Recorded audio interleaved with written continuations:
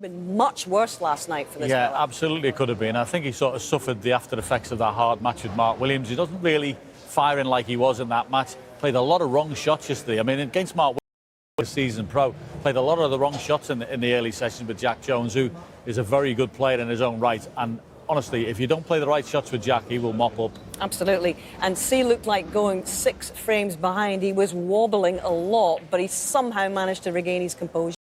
I'm very happy to get out with that scoreline, and it's all to play with today. As I say, he hasn't been at his best yet. Arguably neither has Jack. It's been a strange match in that respect, but it's a good matchup. OK, so 2 great lineups today. And our MC Rob Walker is about to welcome our Saturday afternoon Crucible Quartet. Here we go. Good afternoon, ladies and gentlemen. 2 very different matches to savour in this session. On one side of the arena, the 2 qualifiers, both back for a second tilt at the title. And on the other, 2 great champions with 48 years of Crucible experience and 42 ranking titles between them. You can sense the tension beginning to build around this famous old arena. So welcome back to day 8 at the Kazoo World Snooker Championship.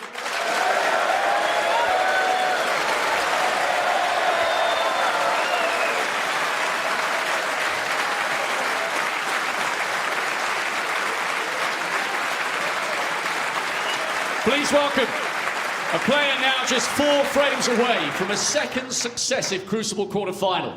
It's been another brilliant run on the biggest stage of all. He always saves his best for last. Always calm, always composed. The silent assassin, Jack Jones.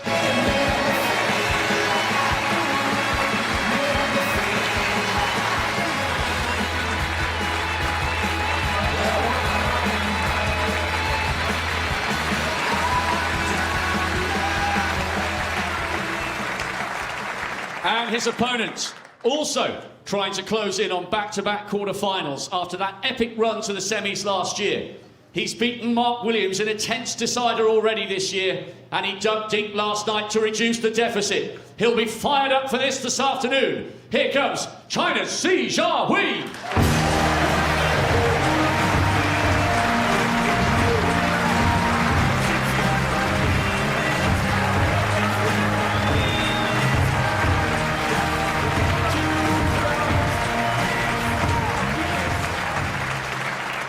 And now to one of the all-time greats. Emerging for his 26th appearance in the second round, 28 years after his first. This is his 100th World Championship match. 8 times a finalist, 4 times a champion, the 3rd most decorated player in history, the Wizard of Wishaw, John Higgins.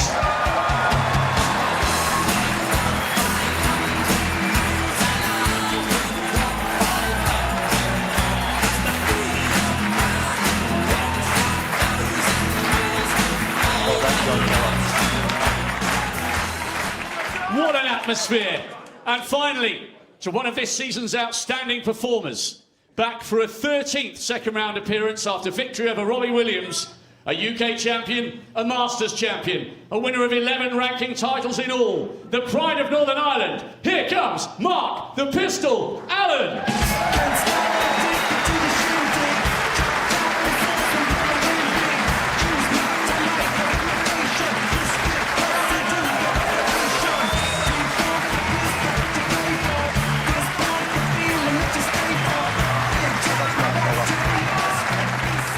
OK, we are ultimately going to share in the drama that is boiling up on table 2 between Jones and C. But for now, it's on the iPlayer and the BBC Sport app. But first, we're going to get a taste of the opening exchanges, at least on table 1, between Allen and Higgins. And we are in the company of Stephen Hendry and John Virgo for that. Could be a fine match, this one, fellas. I think you're right, Hazel. This is a real heavyweight contest. First frame, Mark Allen to break. Certainly the pick of these second round matches.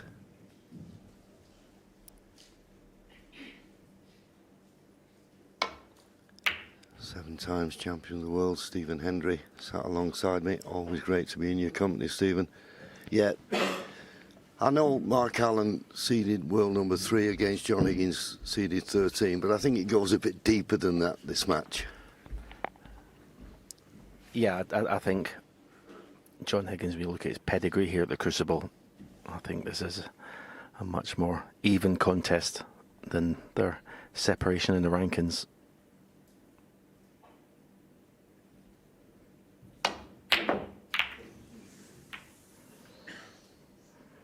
Oh, it's always nice to maybe get a good run of the balls, but I'm just looking. I think there's reds to the right middle. I thought for 1 second here John had got away with this. Missed the long pot by a long way. Yeah, I, like you, thought he had a result when that red nestled near the cue ball, but there is a red to the right middle. But it's first frame. There'll be nerves.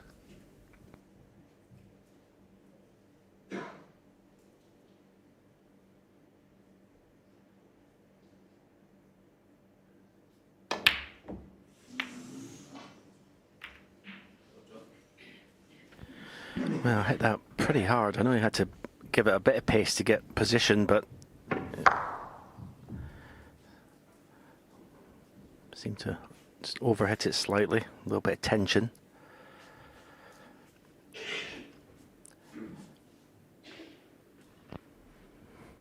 Well, these balls are spread like a practice session.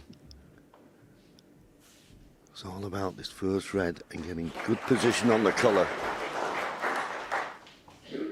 And the fact that John's not down playing the shot means it's not straightforward.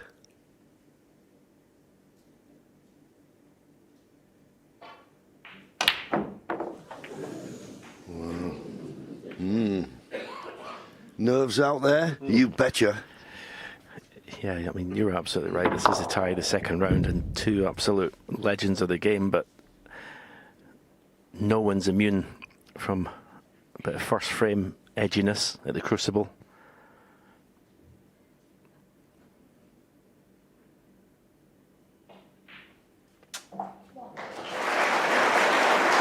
Yeah, I think both players in their first two attempts have been guilty of just overhitting, and as Stephen said, that's usually a sign of a little bit of tightness in the arm. But the fact that Mark only had a safety shot to play there, John was a bit fortunate.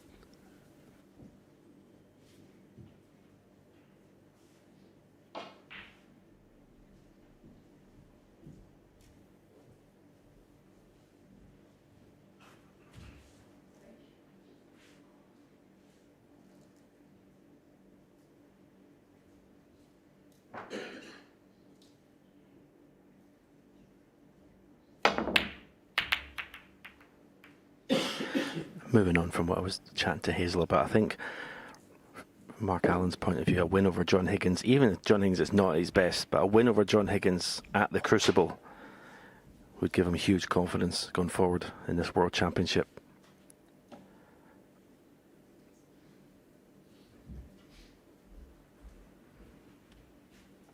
Yeah, and we also, and this was my opinion before the tournament started, he was in the opposite half to Judd and Ronnie. So that would be something that can inspire.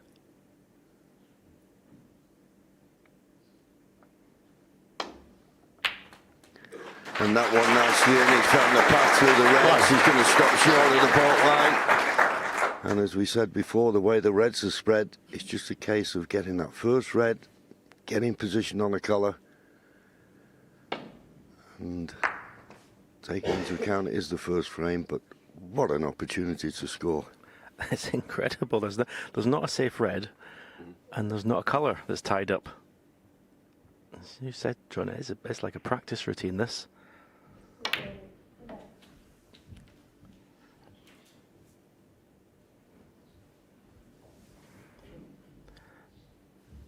If this was the third or the fourth frame, you'd say this is, well, you'd expect it to be frame over. Someone ranked number 3 in the world. But it is the first frame.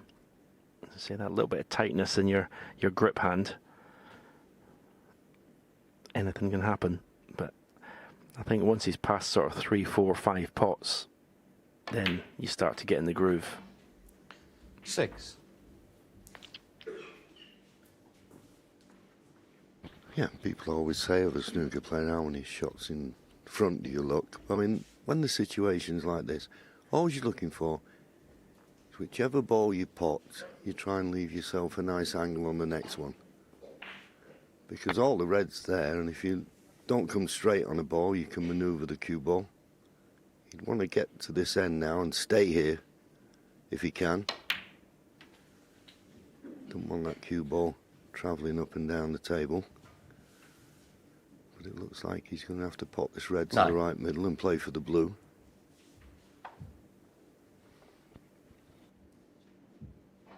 I was going to say, I think the pink's possibly available to left corner as well, off the red to right middle. But he's got so much choice, almost too much.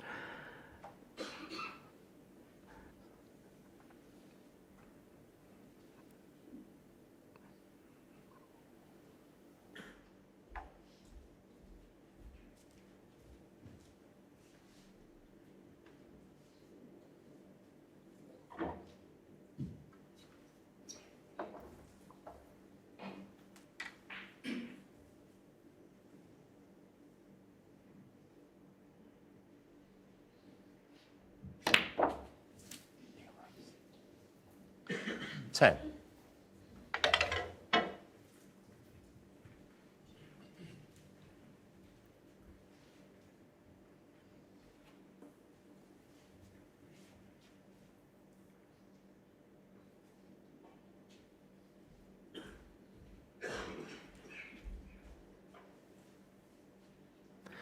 You would think if you just bring the cue ball down to somewhere in between pink and black, you're going to have choices.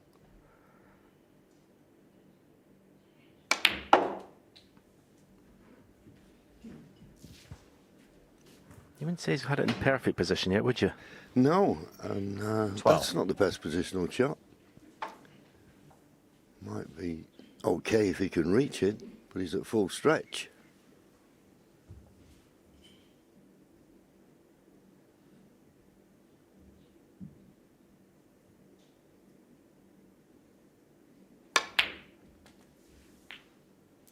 $13.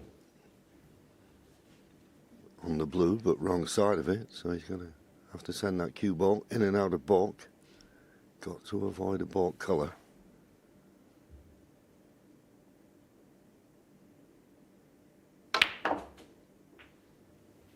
Did that by playing with a lot of right-hand side to check it. And he's still not 18. recovered the situation here.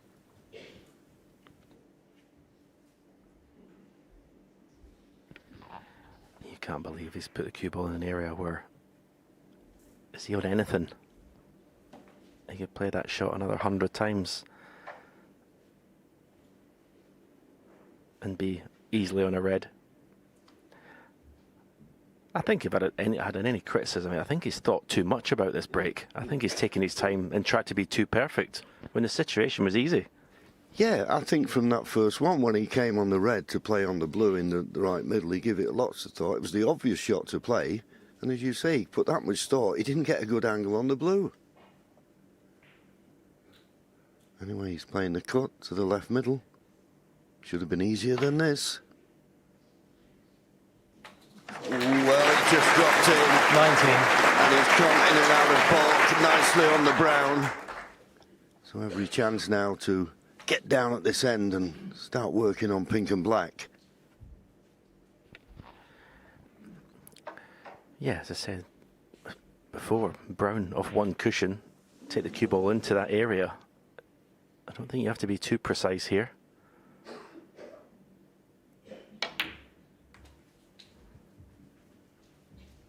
But again, could have been closer to his next red. 23.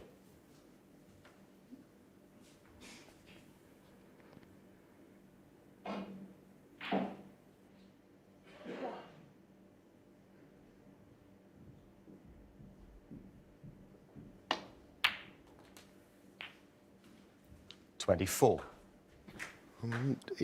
He's had a few chances and he's still not done it. He's overrun that slightly. He's thinner on the blue than he would like. It's the red close to the left corner pocket. I mean, you think that would be a priority. Get rid of that red. Black's available then into both corners. So can he guide the cue ball to the top cushion?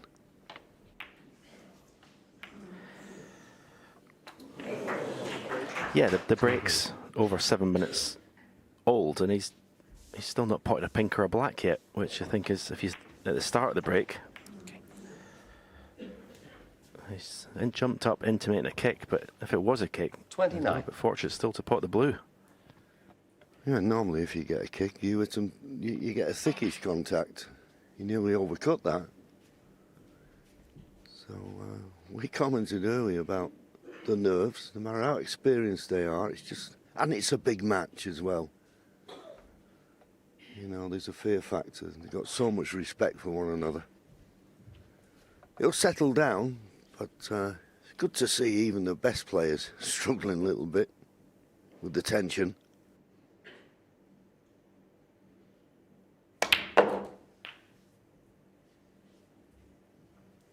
$30.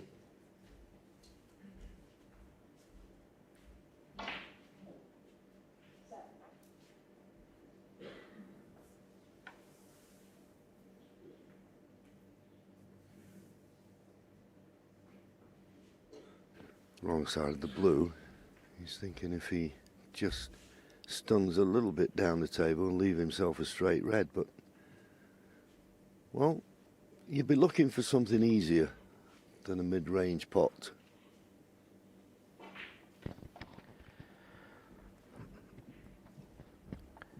Yeah, cue ball control is something that we praise Mark Allen for. He's one of the best in the world.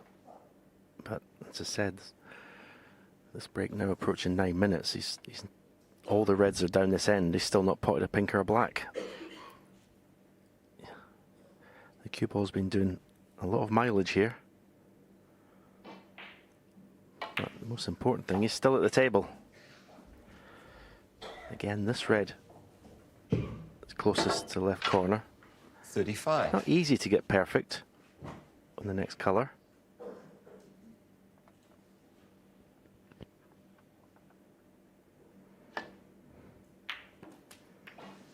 Oh, what a kiss that is. 36.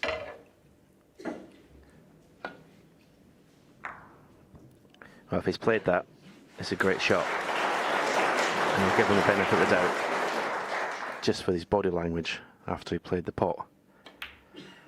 So now, he is in perfect position, and it should be 1-0 to Mark Allen. 42.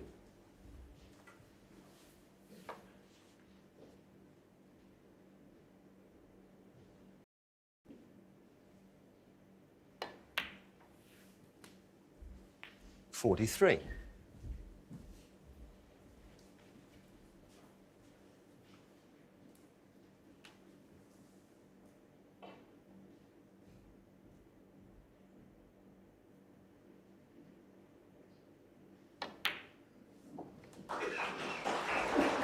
So that black puts Mark 50 points in front.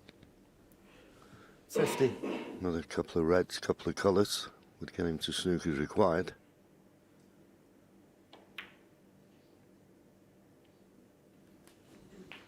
$51.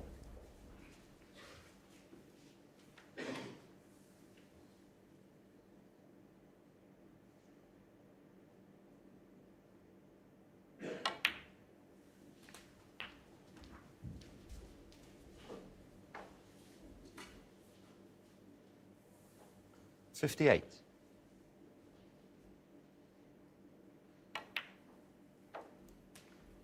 $59.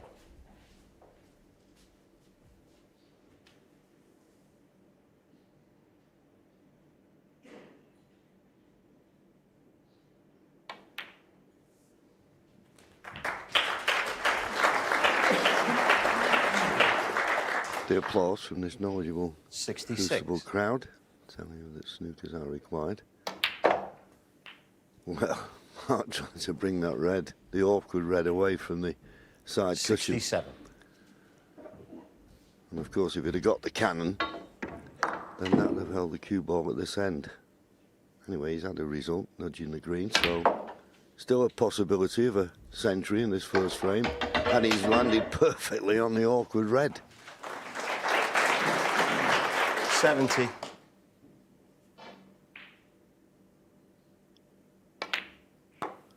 So plan B works out very 71. nicely.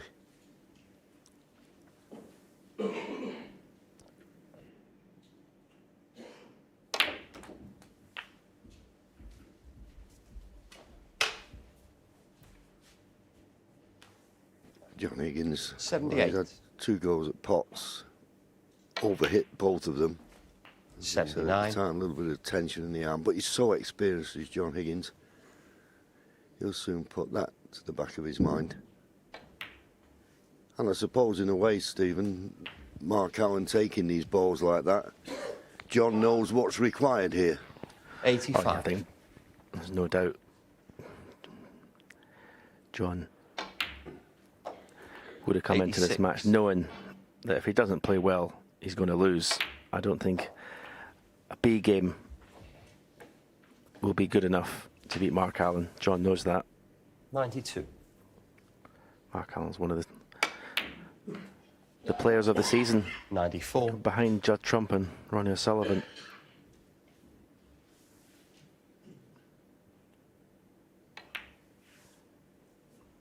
'97.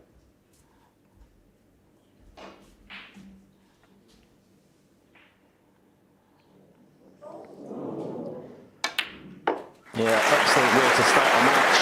Okay, the first part of this break was quite pedestrian, but in the end he's got the job done. 106. Won the frame convincingly in one visit with an excellent centre break.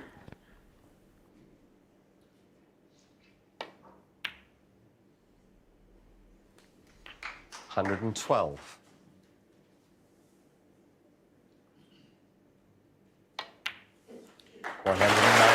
Very well played from Mark Allen. Career century number 618. Just the start he was looking for. 1-0. Something in the 30 seconds or something. Well, initially it was. It's gone back down to sort of 23 to 26. He's usually sort of 26 to 29 on occasions in these matches. And I guess there's a question that some of the commentators were asking beforehand. Been a long time since someone with that sort of shot time, Peter Ebdon perhaps, won the world title. So is that going to do it in terms of energy levels? Well, I mean, obviously it's dictated to by the balls, but you do feel as if he plays a little quicker when he's in amongst them, he is a better player for it. OK, mind you, that was a fine century to start things off. Frame 2 is off and running. Yeah, not the best break off from John Higgins. Red has come up the table, and it is possible in the right middle.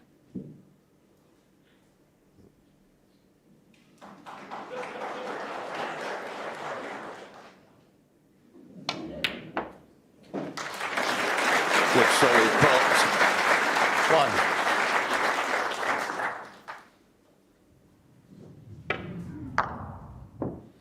1. Yeah, right in the heart of the pocket. Just shows you had that bit of table time. And now the cue arms working nicely. I mean, if you had a choice of red, I think you'd want to be looking how you can get on that red just to the right of the black. But it doesn't look to be too good on the yellow. Yeah, I was thinking maybe the brown of 1, 2, 3 cushions would got position on, if not that red, the one that's above the black.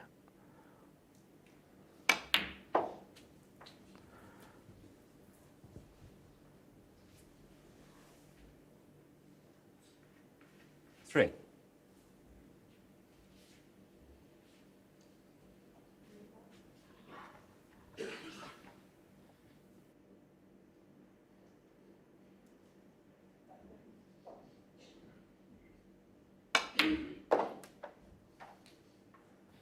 Four. Well, I struck that beautifully. You could see the cue ball just came back in exactly the same line that it went towards the red.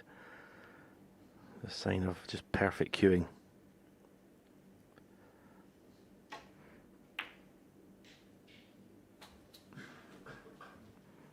Well, I can only think he was playing for the red that John and I were talking about, closest to the black. Don't think he's on it. Doesn't really want to play for the black if the black's not going to be in the clear on its spot.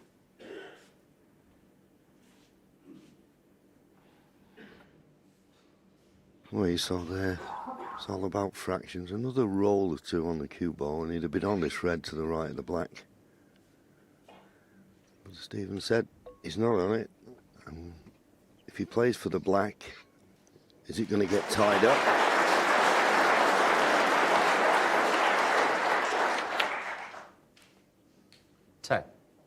The only other way is if you've got an angle to pot the black, run through and just nudge the red. But that angle doesn't look on to me. I think that's what he was thinking about.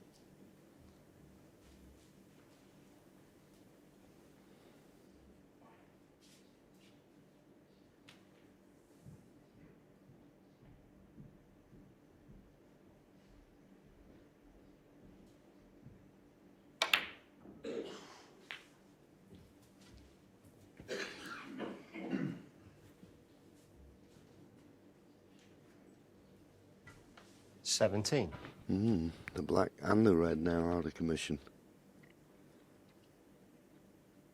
And that's not a good cue ball.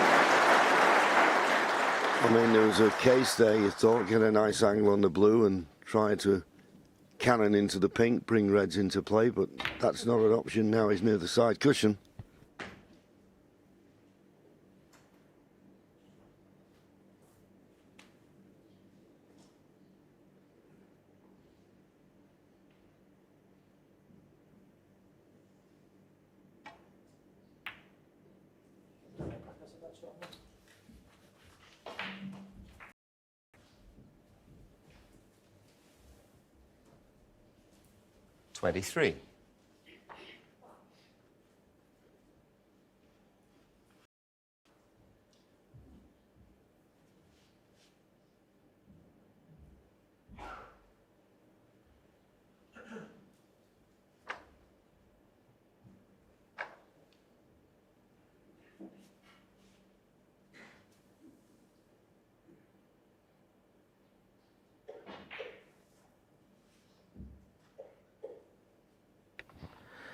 Well, I can only think, in fact, he was pointing his tip of his cue at this right cushion, that he thinks if he plays topspin and hits that point, he may cannon the black or the red away from the black.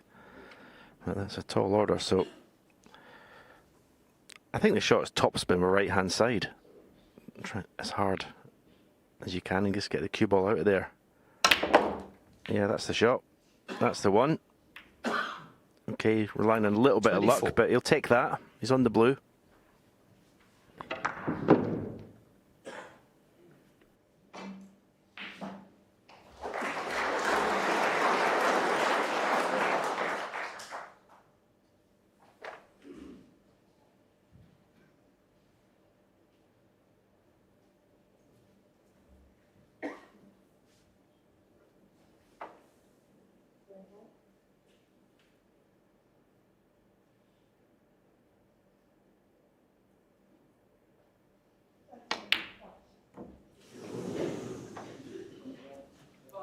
Mark Allen, 24. Yeah, so that black being tied up in the red just ruined a good position, and he was always chasing the cue ball, you felt, after that. Didn't expect him to miss the blue, mind. But now, John, first chance. He's had a couple of pots in the first frame. Now has he got that cue arm relaxed and ready to work.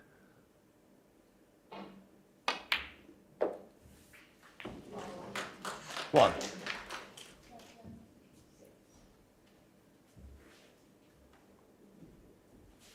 Obviously a difficult opportunity this with the black tied up. Pink not that readily available and the blue not on its spot.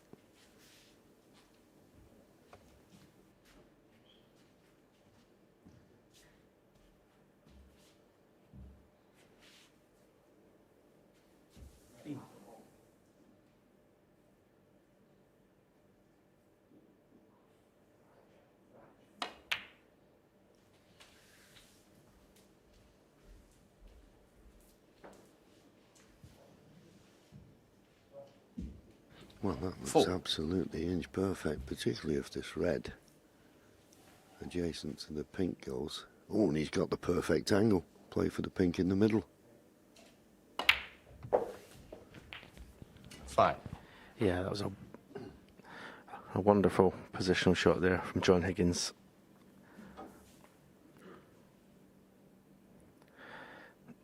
Then look at that for a record.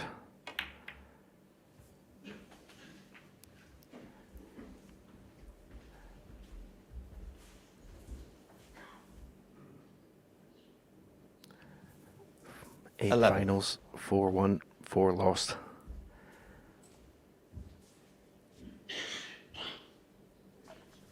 $171 centuries.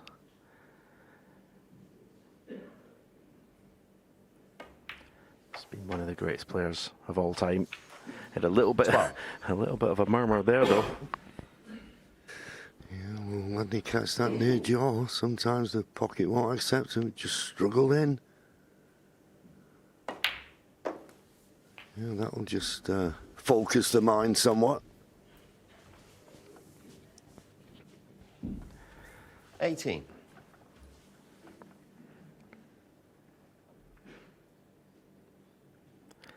I don't think there's anything wrong with John Higgins' game. 19.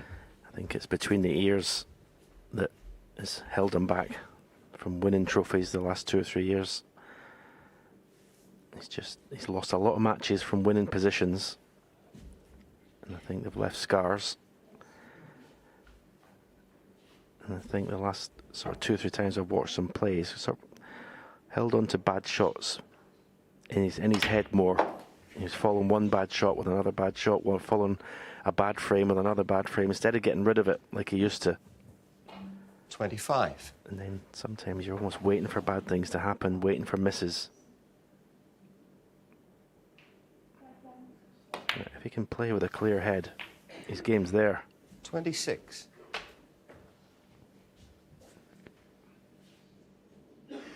Yeah, a little grimace there. He's not good on this pink. He'll have to play for the red that's on the left-hand side of the table. And he's stretching slightly.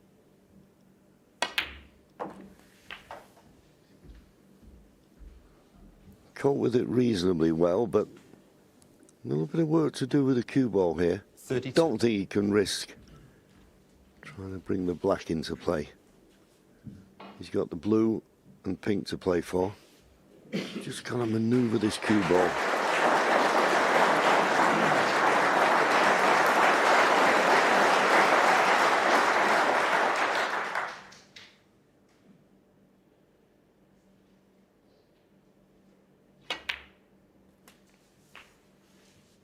So, 33. Yeah, that was a good choice, really, when you think about it. As long as he's not straight on this pink. 2 reds just above the cue ball. He could play for one of those in the left corner.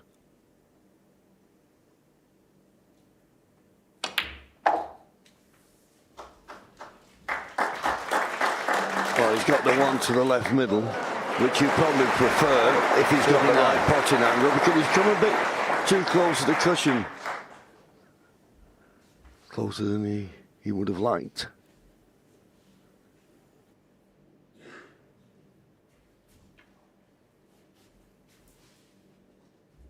Obviously not got the perfect angle on the red to the middle. So just keep your eye on the pot here. Must keep your eye on the pot. He was unsure where the cue ball was going to finish, and he took his eye off the pot. When you get in those situations, just concentrate on the pot and where the cue ball finishes. You just have to play it from there.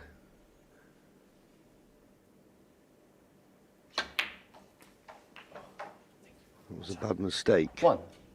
But of course, the key to this frame will be the red that's next to the black.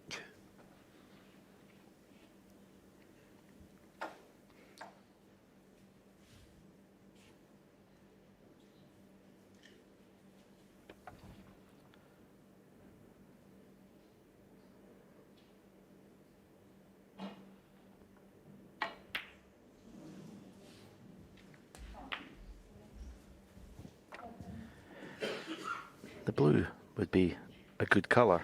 7. Play that cannon. If you got near, I was looking where to put the cue ball, but if you put the cue ball near to the cushion and to cut the blue in, the cue ball will be going towards. 8. You can maybe flick the black, but he's deciding to take the open reds out first. That's a shocker. For someone of Mark Allen's touch, that's a very bad shot. 13. I mean, he could easily have played for the red to the same pocket.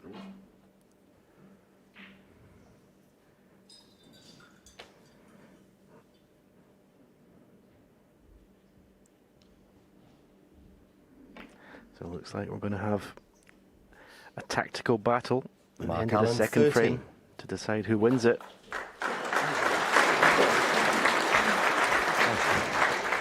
Yeah, and you'd have to say advantage Mark Allen. He's got a good shot there. And the age-old problem is not so much hitting this red. Got to get it safe.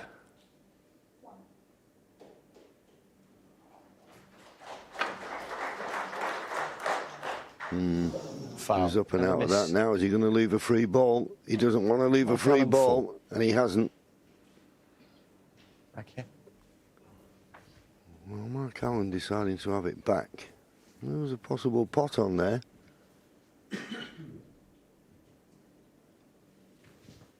Two cushion escapes definitely on. Just needs a minor adjustment. Okay. But still the old problem.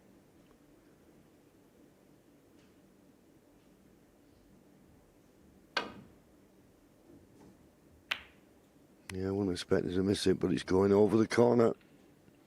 So that decision from Mark Allen to have it replaced has turned out to be the right one.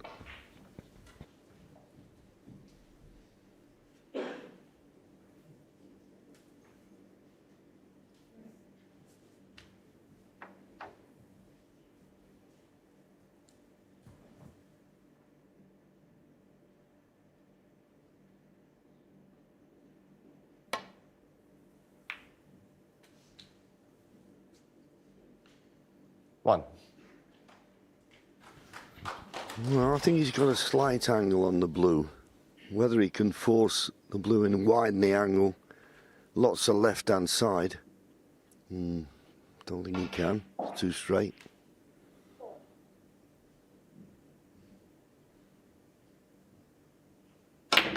Well, he's tried to. He could be snookered himself here. That cue ball doesn't slow up. 6.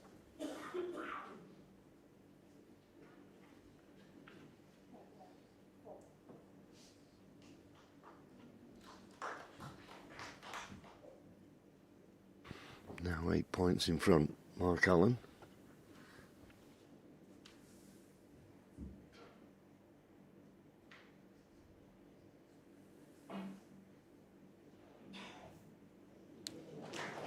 The main thing you're looking for in this type of shot is put distance between cue ball and object ball. But you play it at pace, you just got to be careful you don't get a double kiss here. I mean, just trickling off the red doesn't get you any advantage whatsoever. So he's tried to put distance between the two.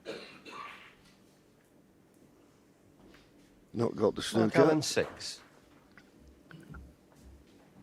I think a possible pot on, but it's dangerous because the cue ball is going to run into the brown.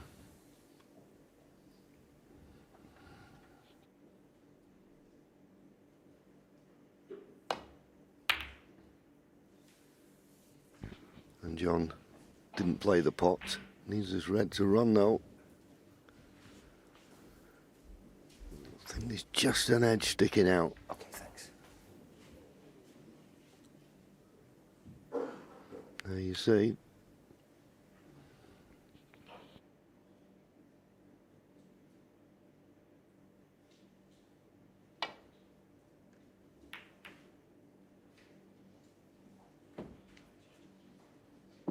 Perfectly played.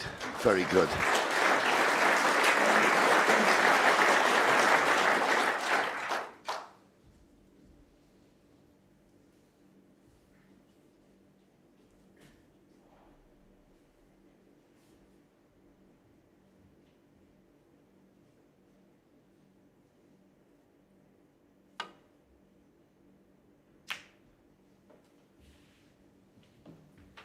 Playing the side to side, and if he gets a snooker, that's a bonus.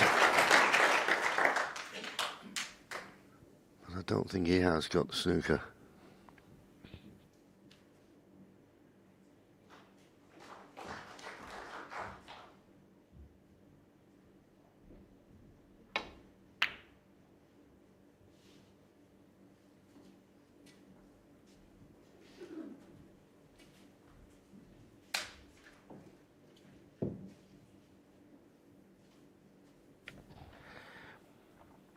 Top spin and the cue ball will hold it onto this black cushion and sending the red back up the table.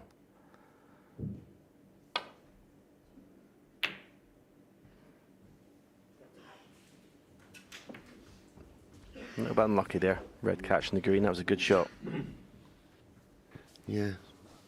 But it could have been worse. If he catches the green full ball, he leaves a pot on.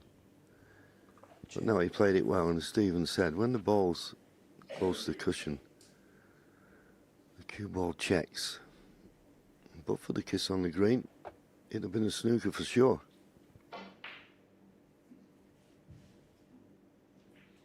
I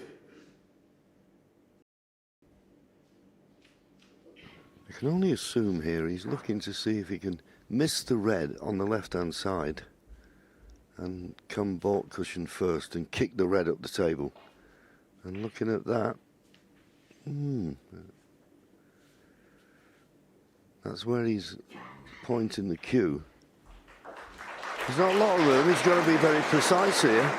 I know it's a guaranteed safety. You can get right in behind the red, but if you don't, you're not certain to have it safe. Between the pink and the cushion. Yeah, sorry. Asking referee Paul Collier to have a look at it just in case he missed it. I don't know how he's going to miss it.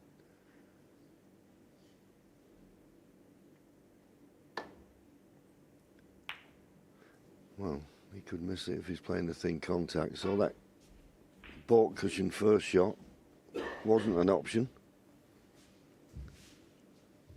Now, who's going to play the first toe-in safety in this vital tactical battle?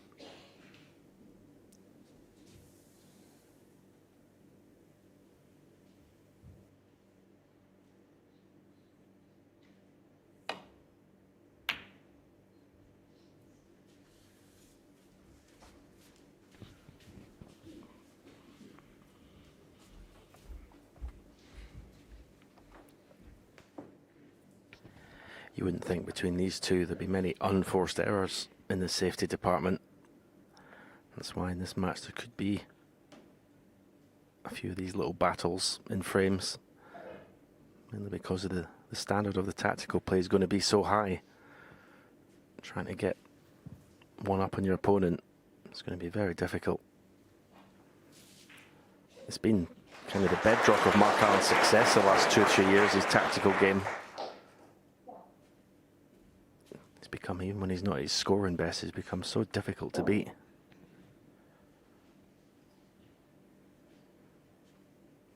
As you can see, he puts a lot of thought into every shot.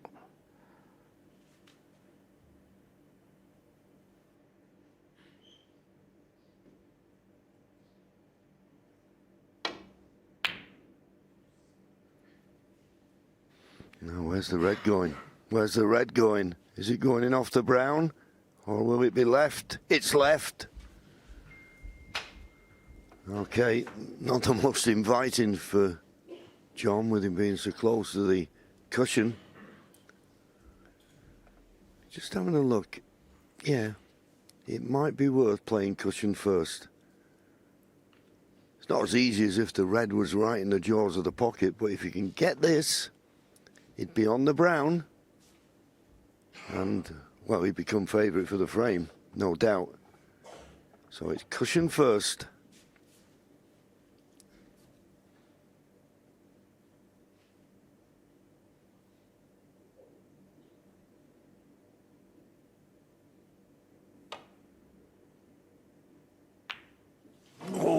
as I say, it wasn't right in the jaws of the pocket. Still thought he'd get it. Just caught it a little too thin. Now, does this red pass the brown?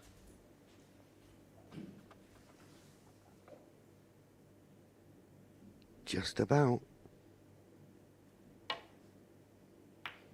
Well, he didn't play it. He thought the snooker was a certainty.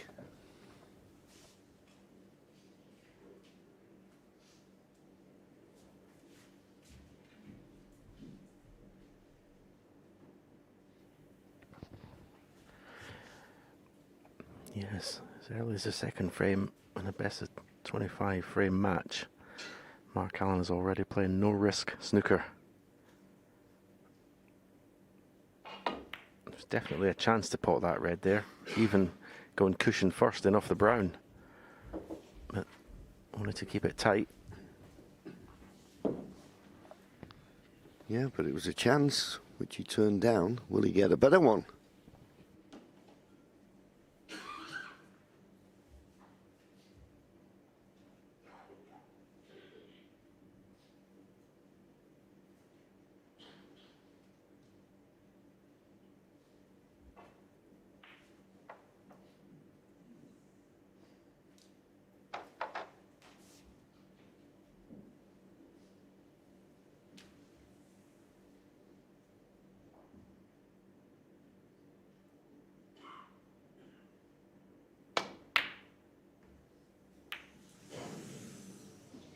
The double kiss, and he's left the red. John Higgins comes to the table 8 points behind.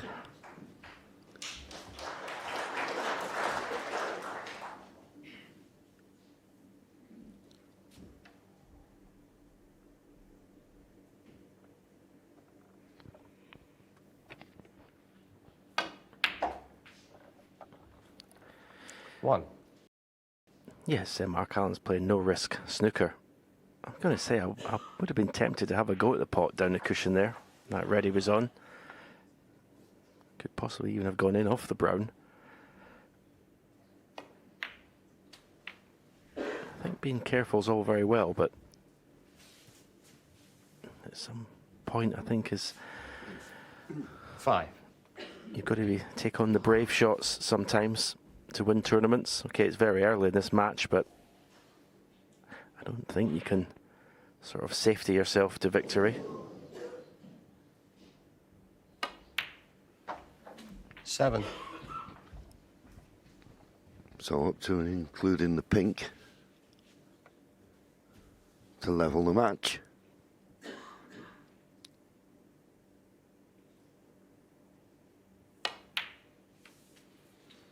Ten. And as we always say, I'm sorry if I'm boring you, but you never relax till you get your first frame on the scoreboard, and that applies to even the greats like John Higgins.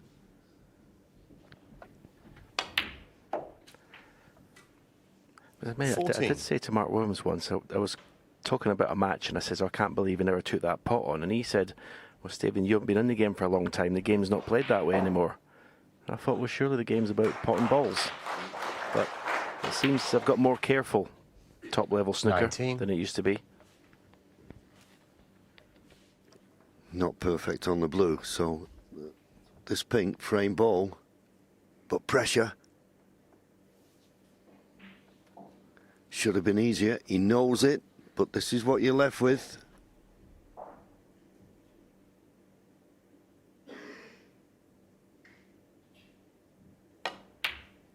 But put away nicely. John Higgins, 25 on the frame. So John Higgins, he was in, he made a mistake, but Mark Allen didn't punish him. And it's all square, one apiece.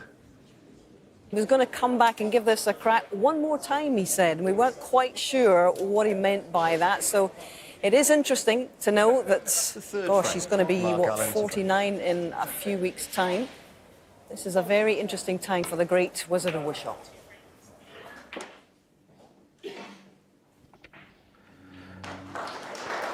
Yeah, no, that was just a second frame, but that was a big pink I feel that John Higgins potted to win that frame. Just if he'd have missed it, Mark Allen had potted pink and black, it just would have really unsettled him, I think.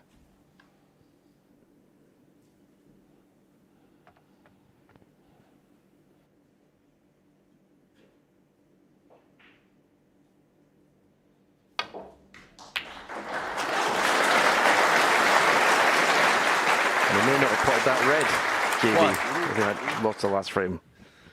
Yeah, wonderful opening red there from John. And like those first couple of pots he missed in the first frame, he didn't hiss at the cue ball, he just stroked it beautifully.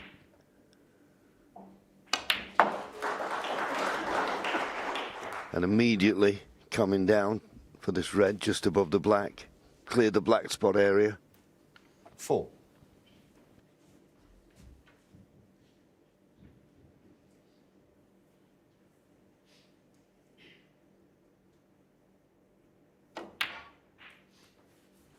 Five.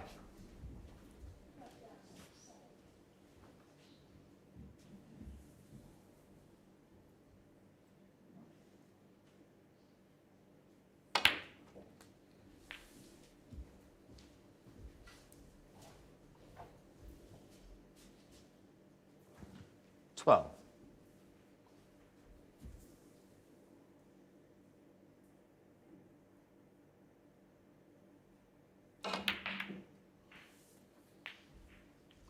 Thirteen. No, it's okay. He's just come far enough away from the side cushion to make it reasonably comfortable, this black. And I think he's... Well, he hasn't got a great angle. He's going to have to force this in.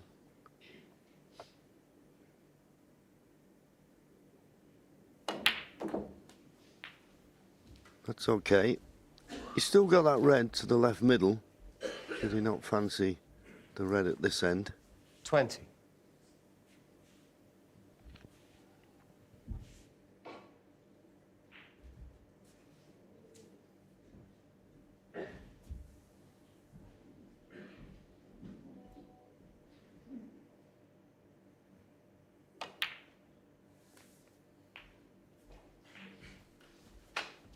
$21. Now, there's a couple of loose reds. I think if he had more angle on the blue, I think he may be tempted to play a little cannon here. I know the pink's just offline, but he should be on the red to the left middle, no matter what. Well, he purposely played for that. He's just held his ground. He wanted an angle so he could get a good angle 26. on the blue, but if he's straight on this red, it's going to be slightly awkward. And he looks straight enough, so he's looking to screw back for the pink, but that's going to be very precise. And didn't want to be precise, so give it that extra 27. to get on the black. Well played.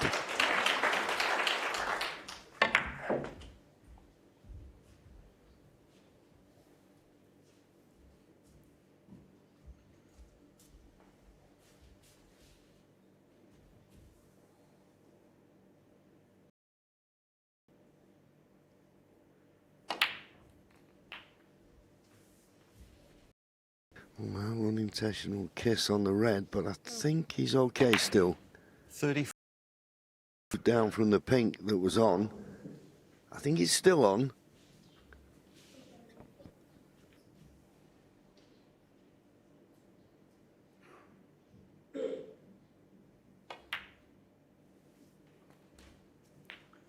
$35. Played that nicely. He's just having a look at the two reds that are together. It does go. That was the question I was going to ask, but we've shown you it does pot.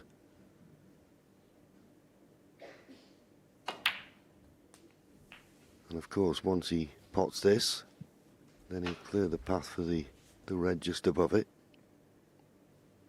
42.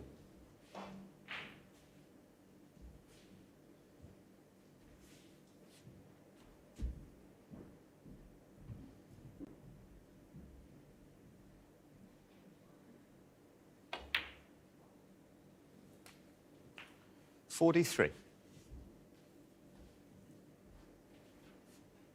Just can't find that perfect angle on the black, but I think he can force the cue ball up the right-hand side of the table.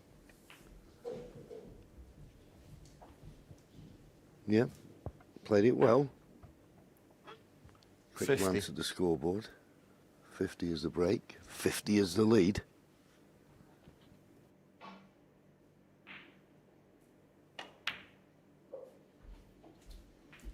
$51.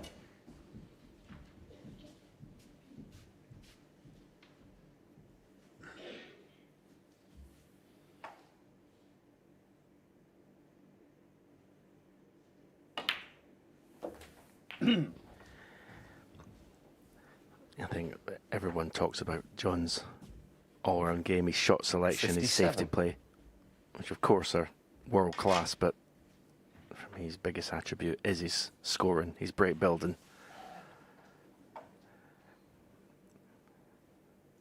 Seven away from 1,000 competitive centuries. Tells you 58. what a high scorer he's been throughout his career. Always seems to play the right shot when he's in the balls.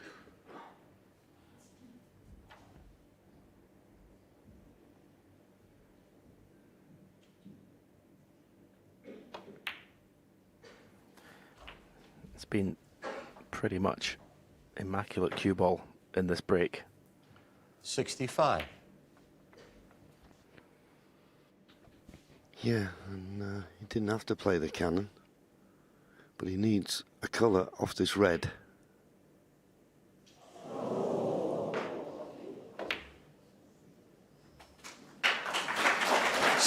Just about held for the black. And as I say, he doesn't need any cannons here. If he pots this black, he goes 73 points in front with just 67 remaining. Just make certain of frame ball.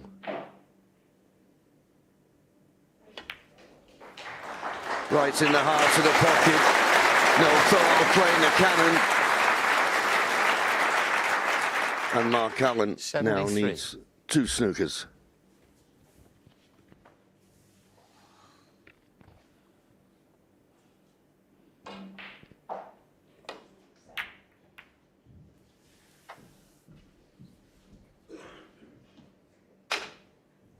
John Higgins, 73. Excellent contribution.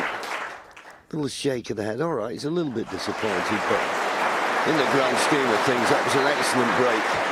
Tremendous opening red. And should be a frame-winning contribution. Yeah, it was almost textbook way to win a frame, isn't it? Pot a good long ball and win the frame in one scoring visit.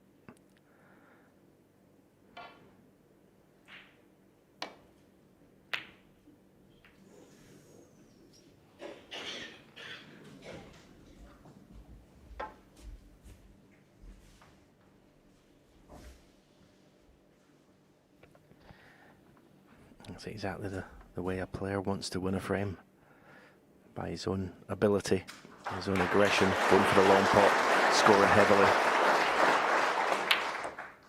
And that will just confirm this third frame is going to John Higgins.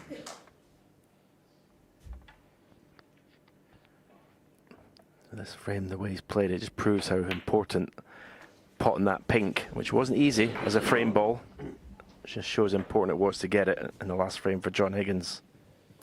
6.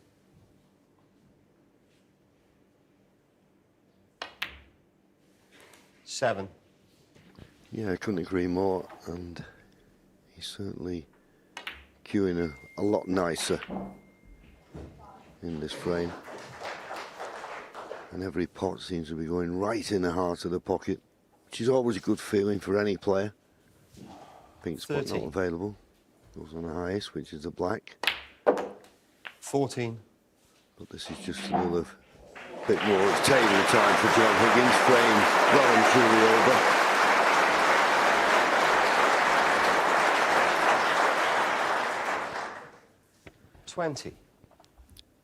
Yeah, and I think both players have had frame-winning breaks, and just looking at the average shot time, 21. 3 seconds a shot quicker.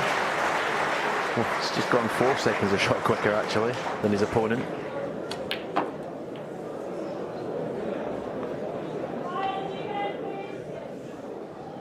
Well, it doesn't matter because, as I say, the frame's over, but you can hear the noise 29. from the other side of the arena. And you've got to stay focused. But as I say, because the frame's over, then it doesn't matter if he was to miss now. But it's probably a little bit of a distraction, but the frame was over. John Higgins, tremendous opening red, set up that 73 break that won the frame. 2-1. A very John hard Higgins object to to get rid of. Sure has. So at the moment, it's the Scot 2-1 in front. Last before their interval now. Yeah, always a key frame before a mid-session interval. John Higgins, can he be 2 frames in front, or is it going to be all square?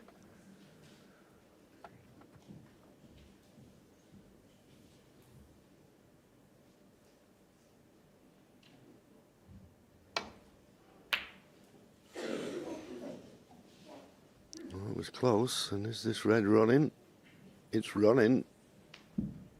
Oh, I was going to beg the question, is it cuttable to the middle?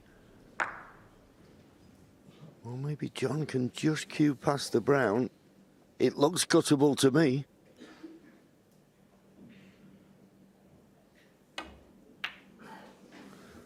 Well, he's missed it by that far.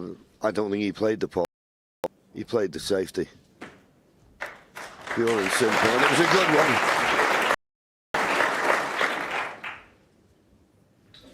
Yeah, I've seen it, it's okay.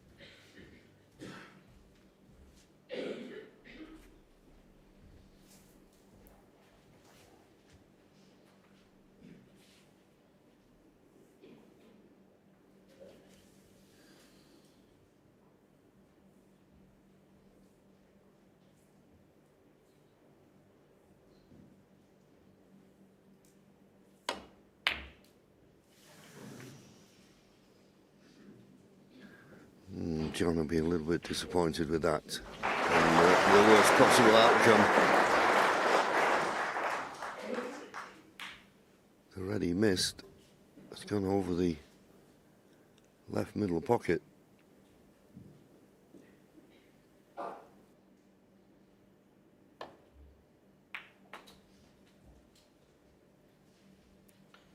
One.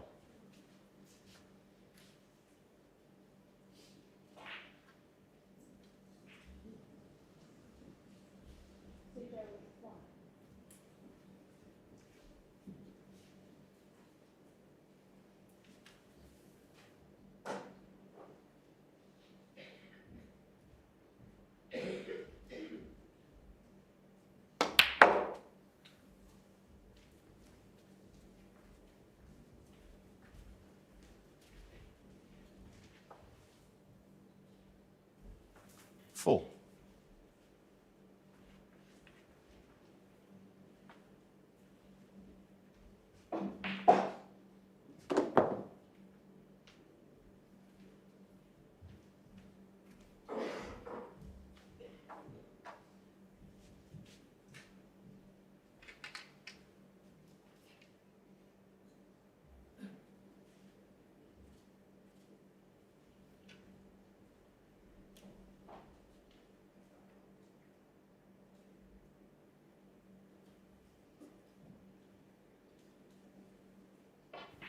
Well, I'm not quite certain what he's looking at here. I mean, it seems the obvious shot, this red to the left corner. Do you play for the black or do you go up for the blue? Or maybe the pink's available. I mean, whatever he's looking at, if he doesn't get a good angle on the colour, it won't matter.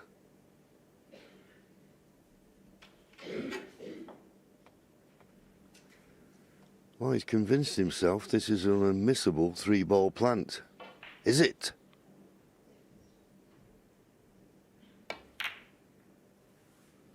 He was right. 5.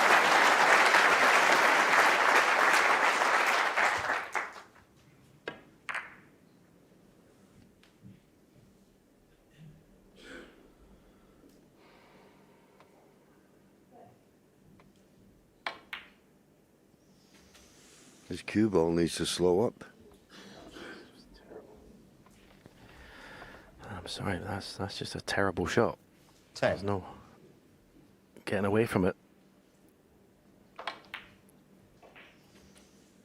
And again, when you think about Mark Allen's game, it's all about touch with the cue ball, control, and there was none of that there. It was very clumsy.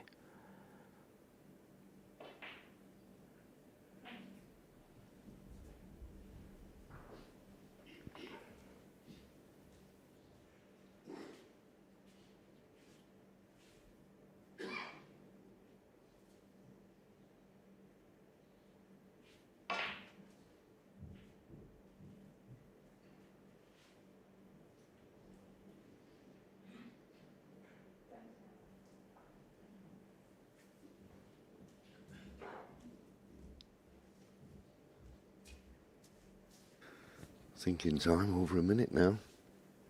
Just got to find the ball cushion tight with the cue ball. He'll be disappointed he's having to leave the table, don't get me wrong. As well he might be.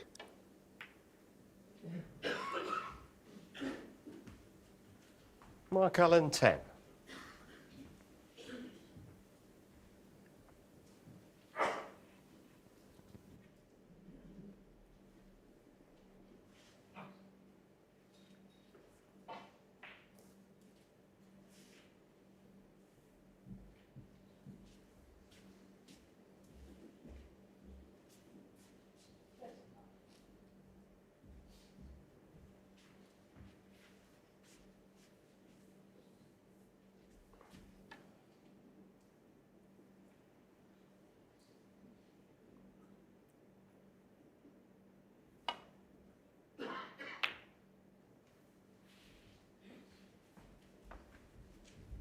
Yeah, I didn't want to risk trying to get the cue ball back to the baulk end.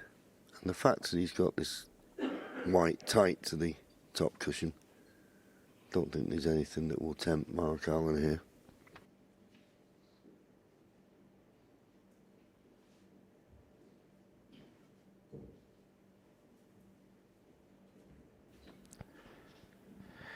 You can see we're only in the 4th frame, and there's 6 seconds between the players in terms of average shot time.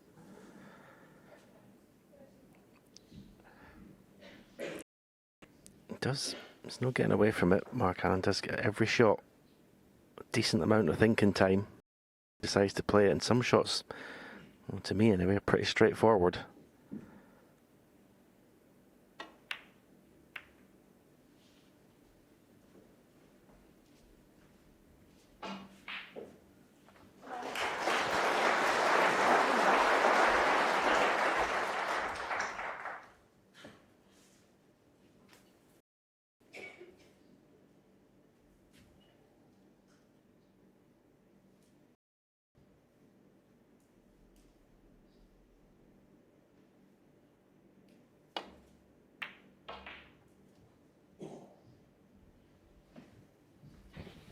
Bit too thin. Not left any pot on, but you leave your opponent with his hand on the table. You expect him to play a better safety shot than that. He's having a good look at these two reds just below the pink. Are they a plant? Oh, they're not far off, are they?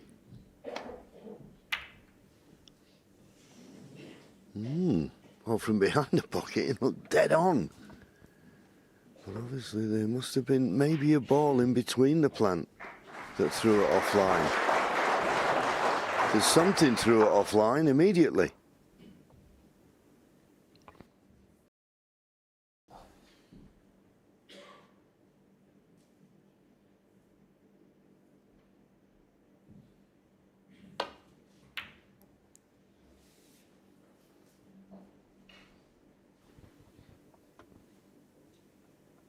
It was a good line, but it's just a fraction short.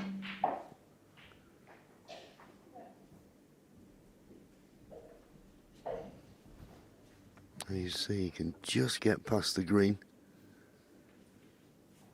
Don't think he can get the cue ball back to baulk though.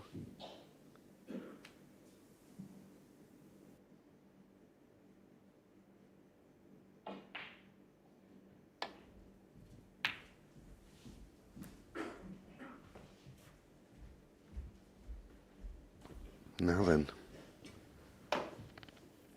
The only thing I've looked at here, the red just above the black. Is it a free shot? Is it a free shot to the left middle? He'll take it on if the only red he can leave is the one he's playing.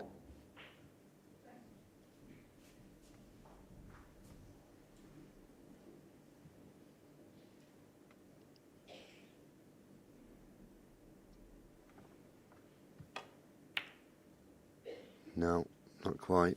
But as I say, it wasn't a shot that, well, he's just stopped John, and has he left a gap to this red to the right centre?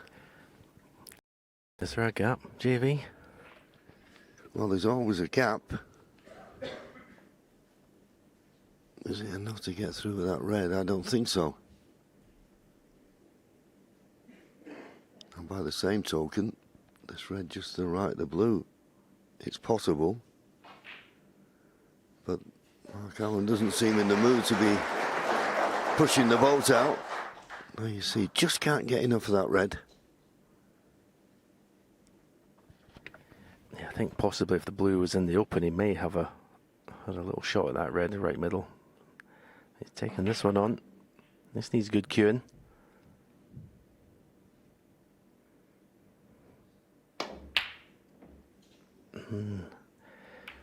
And didn't get good cueing. And unluckily for Mark Allen, the red's gone over the right corner pocket. Can John get through to it?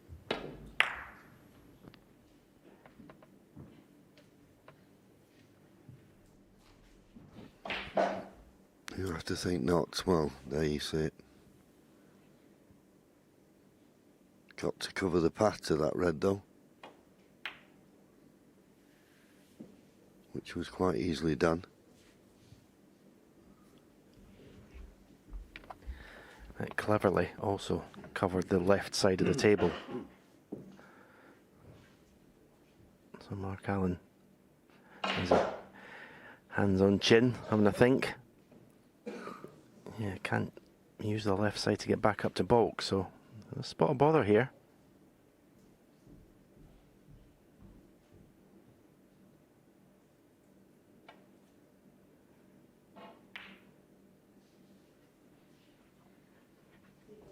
Trying to get that cue ball in behind the blue. He's failed to do that. But he's contained the situation.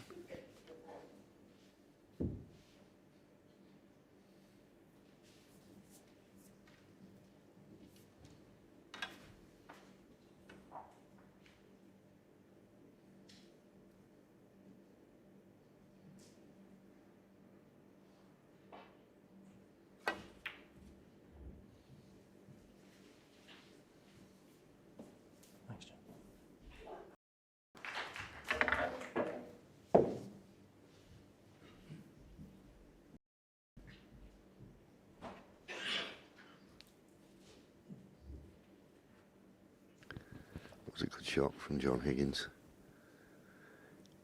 Beware the pink if he catches this too full.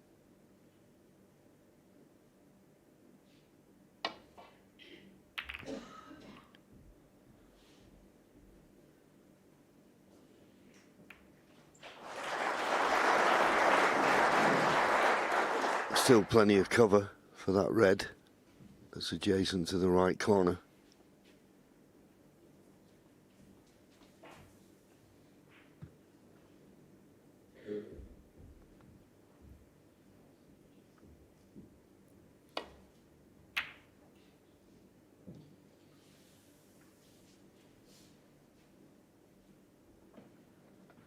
Now, is there a gap to this red? Oh, there's a gap. Can he hit enough of it? Can he hit enough of it to pot it?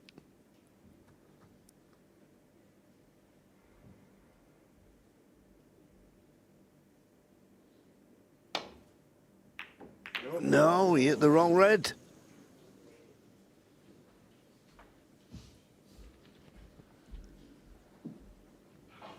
And I thought the way he got down quickly, Stephen, he could get through to it clearly.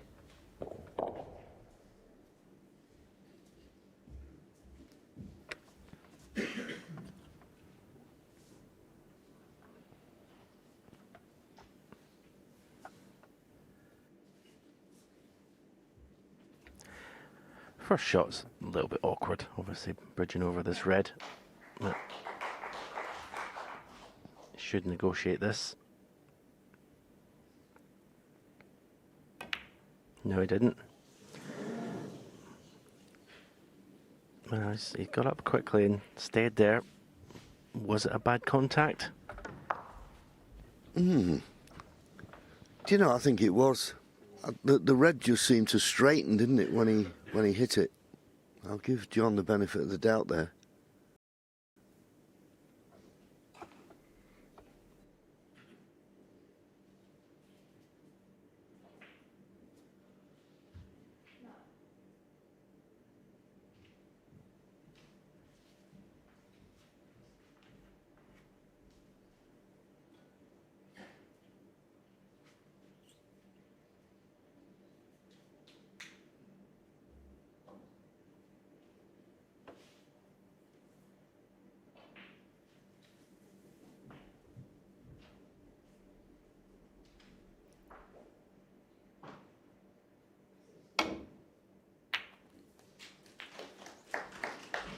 Yeah, he had to swerve, and of course he couldn't do anything with the cue ball and the pink and black out of commission.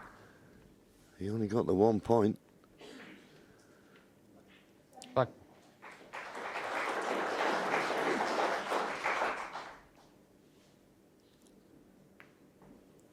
Mark Allen 1.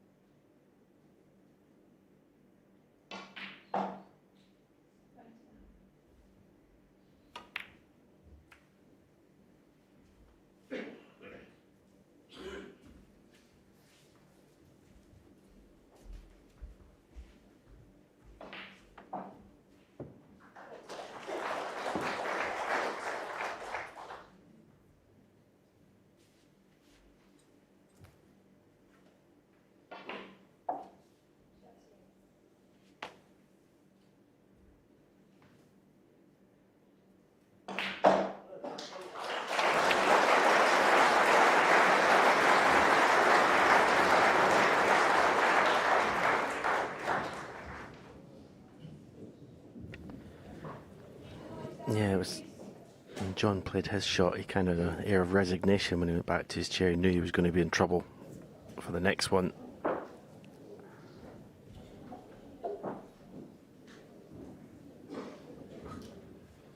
This has got to be precise. This has got to be the perfect hit. Oh, and it was. Okay, he may have knocked a red towards that left corner, but that's as good as he could hope for.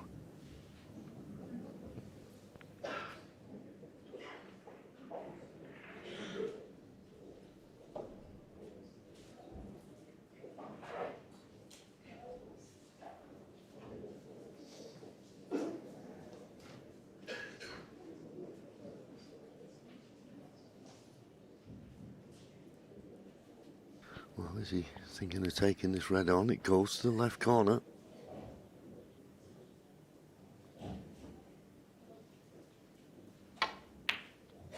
No. Played it in such a way. Look where the cue ball's finished. He purposely played the cue ball there. So if he did miss the red, he wouldn't leave anything easy for John. And that is the case.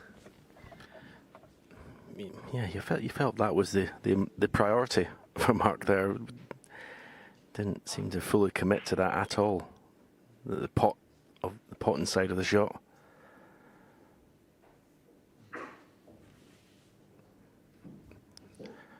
First mistake, you would think it's going to be costly the way the reds are situated. Who can get that cue ball tight in the baulk cushion?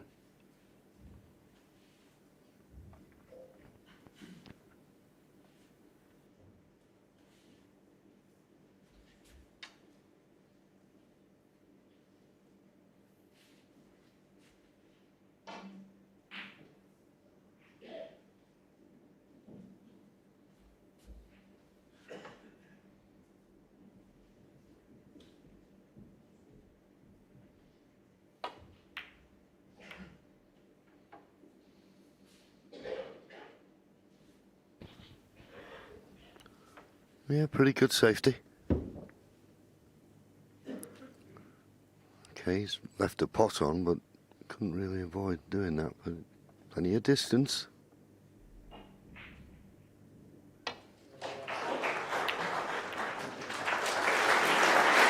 Well, made certain of the pot. Couldn't avoid the kiss on the second red, the way he played it.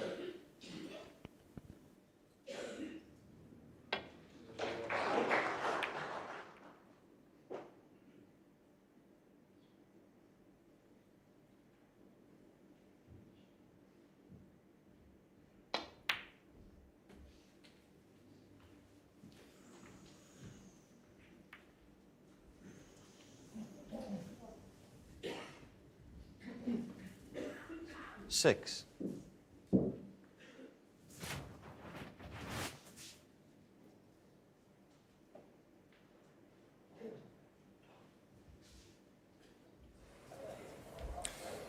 Okay, it is time for us to leave you here on BBC One. But rest assured, this match and the other match on the other side of the arena continues on BBC iPlayer right now. Just to let you know that Jack Jones has re-established his lead at 10-8 in that one. But we will return on the red button as well in 25 minutes' time, so you can watch all of this and come back on the red button should you wish. But in the meantime, from John, me and the rest of the team, it's goodbye for now.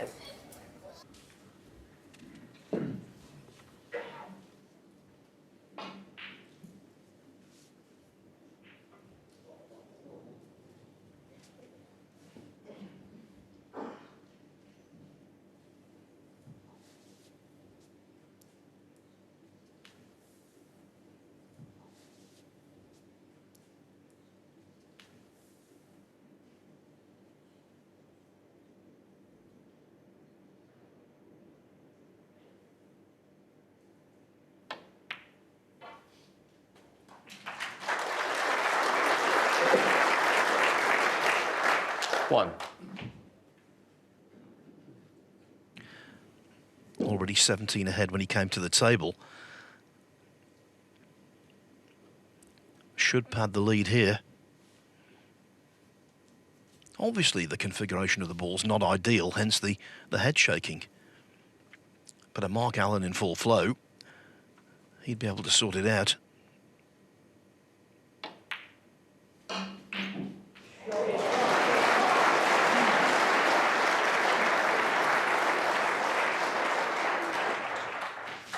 Six.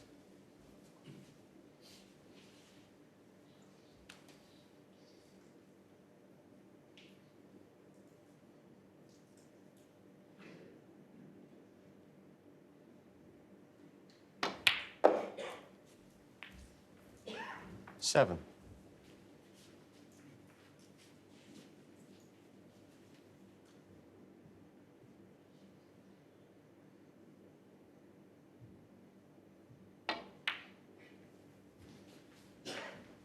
Well, he's got the chance here, and he's been waiting quite patiently for it. John missed he missed a very bad red to right middle earlier in this frame when Allen had made an error and left him it, and it didn't threaten the pocket. So this chance has come.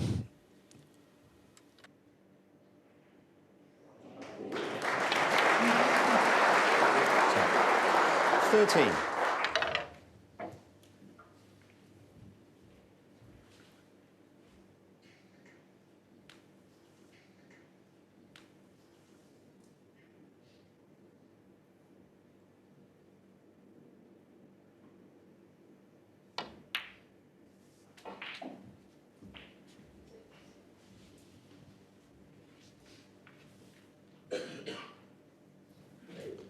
$15.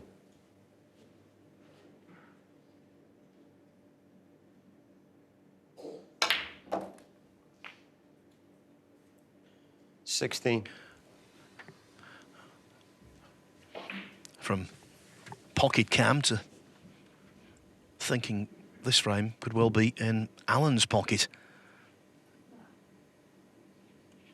At the very least, he should build a substantial advantage.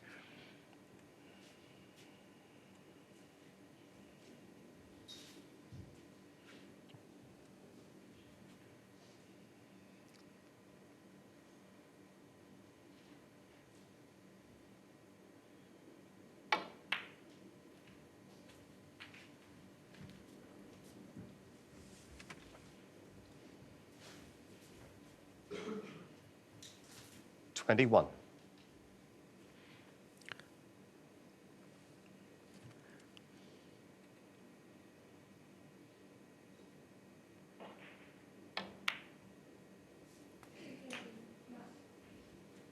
$22. That's nicely played. That is perfect.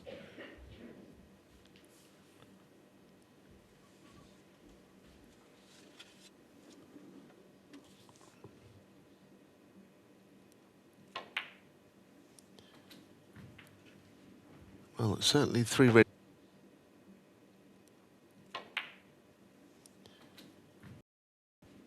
Well, it's certainly 3 reds in the middle of the table will take him close. Every time we see John, he's 27. always as if he's quite deep in thought. He's obviously deep in concentration. With John, 28. it always looks like he's thinking about something in particular.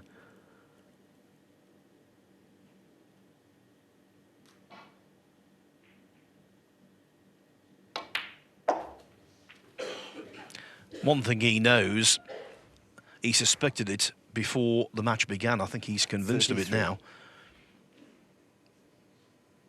What's happened in the first 4 frames reinforced his opinion that this is going to be 34. a very tough match. Win or lose. It will take a massive investment in effort to get over the line for either player.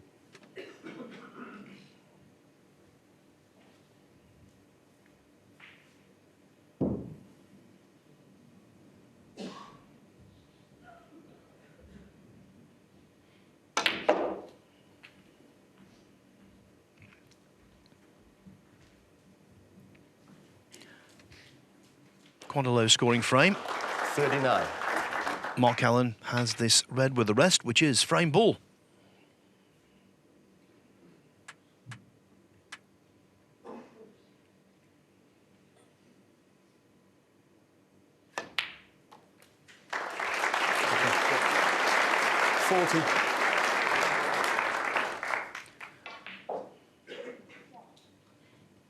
Pretty well crafted break of 40, which should become 47.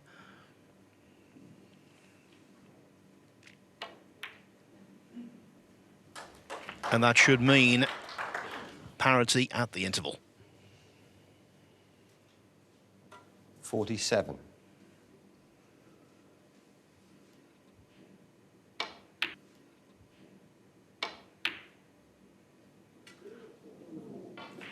Mark Allen, 47 and the frame. Indeed, John Higgins leaves his chair and leaves the arena. The first 4 frames of this best of 20 been shared. Mark Allen 2, John Higgins 2. The start, you would think, of a marathon. And Mark Allen, 2-2 at the moment. 4 more frames to be played this afternoon.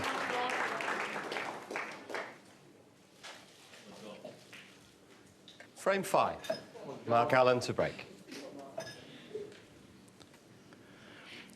Before a ball was spotted, Neil, I thought about this session. Didn't know who was going to perform well, didn't know who was going to struggle.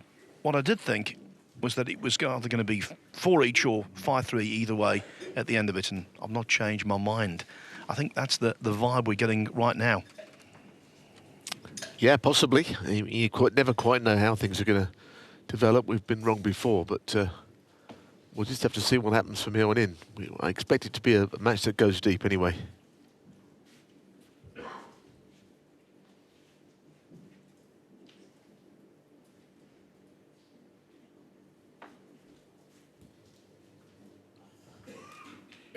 In the pink, yeah.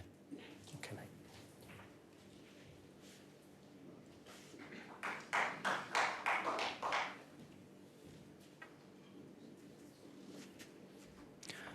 Just a reminder, as we mentioned the draw there a moment or so ago, the winner of this match will take on Joe O'Connor or Kyron Wilson in the quarterfinals.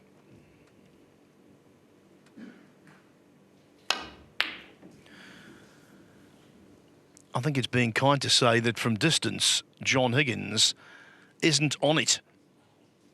He missed that one by the proverbial country mile. Well, he hit the wrong side of that, didn't he? He has got a different cue, I'll say. And, whatever you think about the using of a different cue, is something John has done many times before.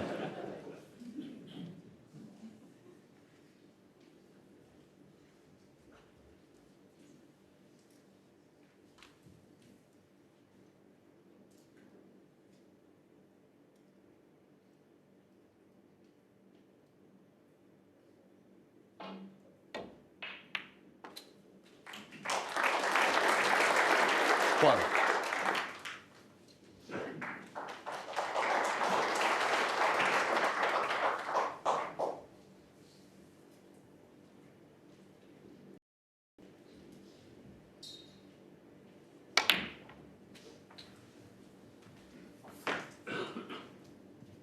It's no good, not a good shot. He's on the red, yes, but not like that. 3. And certainly the one thing that I said earlier on that he's always had has not really been there today. He hasn't played poorly. You know, he's made a century. And he's 2-2 against John Higgins, but his cue ball control is not anywhere near to the level he used to.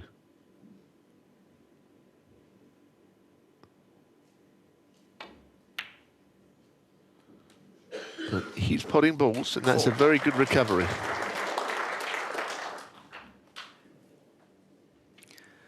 I think his mindset is teak hard. He believes he can win this way. He does win this way.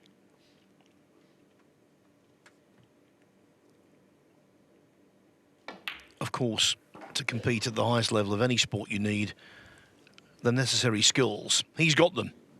But you also need self-belief 10. to be able to showcase those skills.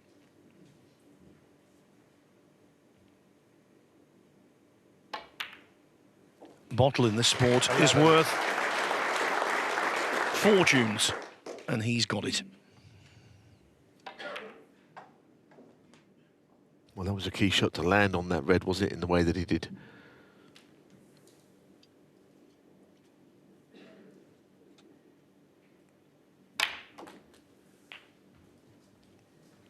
And that's also a lot better. I think that's perfect.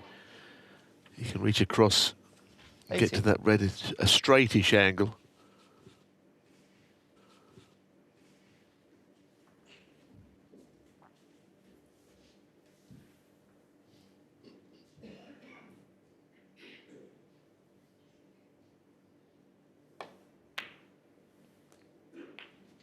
19.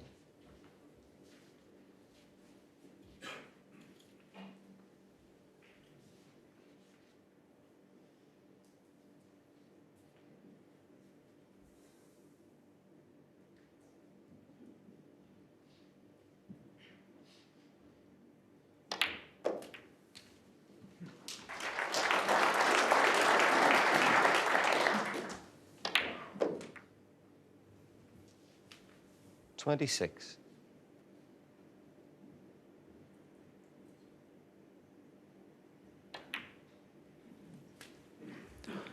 $27. Looking to be the third world champion from Northern Ireland.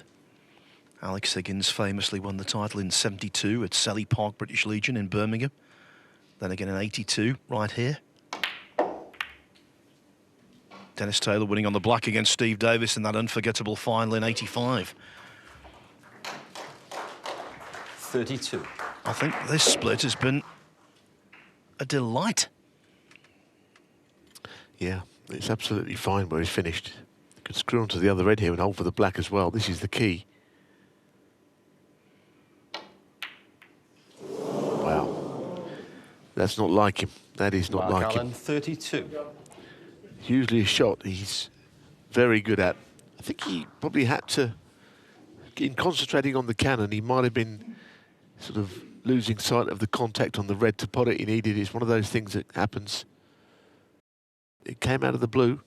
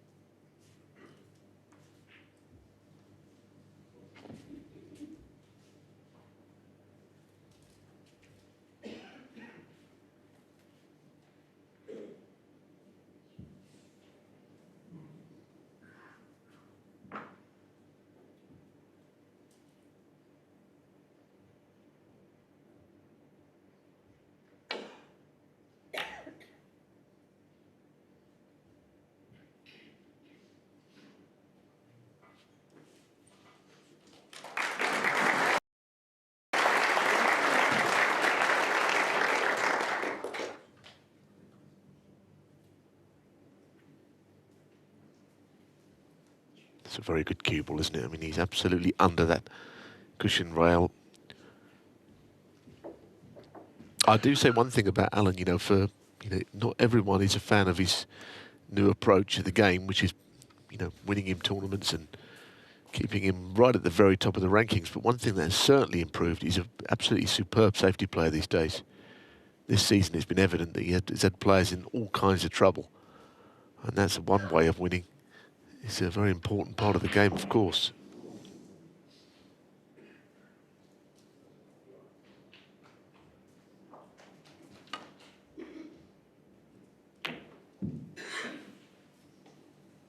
Now that, from the sound, wasn't the best contact.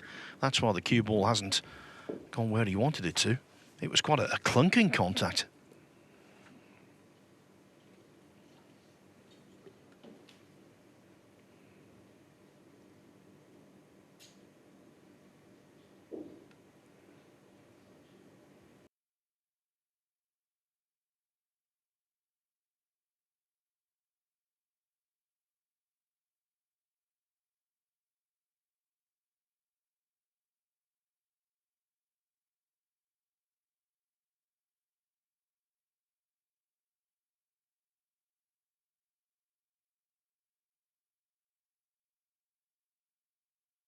Higgins was rusty.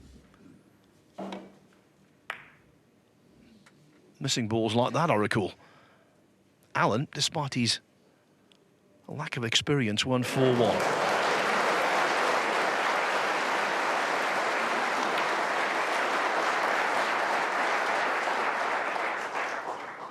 And the rookie back then also beat Steve Davis in that tournament, so you knew 16. he could handle the big time.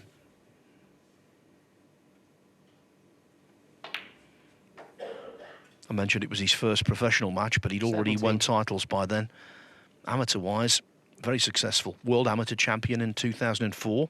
European Amateur Champion the same year.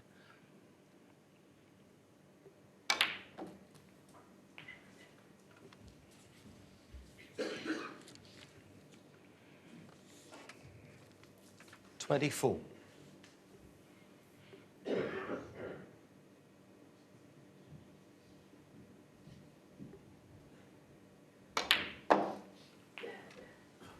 25.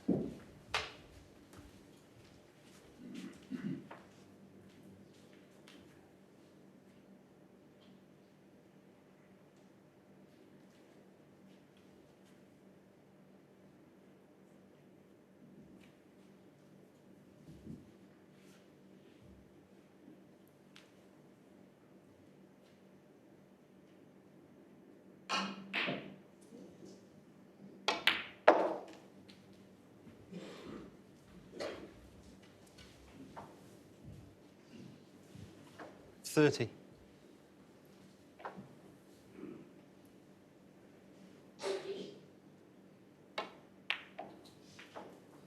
Played with 31. right-hand side to finish top side, and he's virtually got a frame under his belt, and he might just sense that, yes, there are 3 frames to go, and we know it's a long match. We kind of have it earmarked.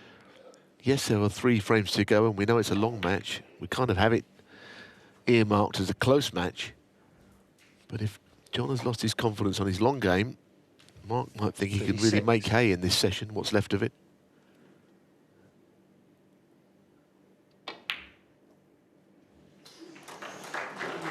Again, the 37. cue coming up in the air, giving the impression he'd missed it, and in went the red anyway.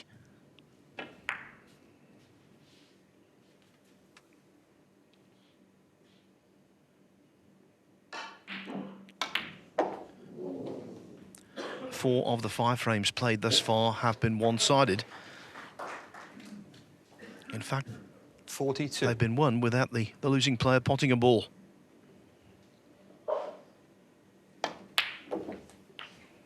$43.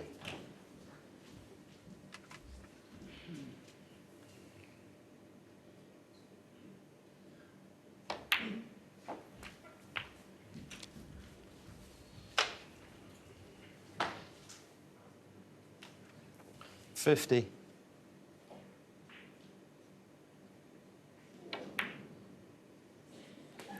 $51. Just enough on the table for a century.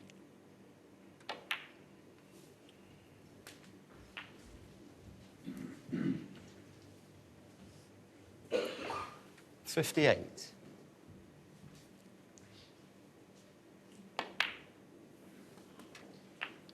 $59.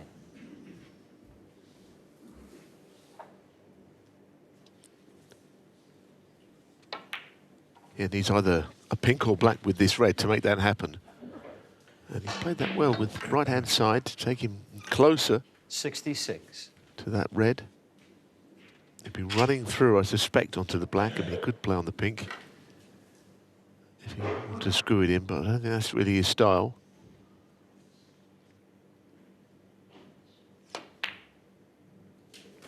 It's definitely on now.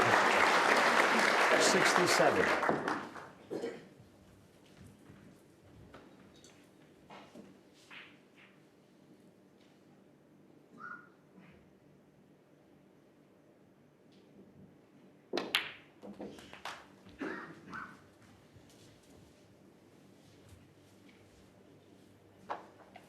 $74.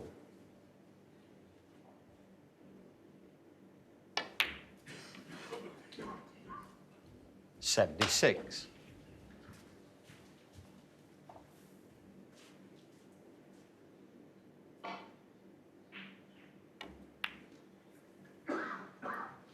$79. If he does it, it would be the 5th time he's made 2 or more centuries in a match against Higgins.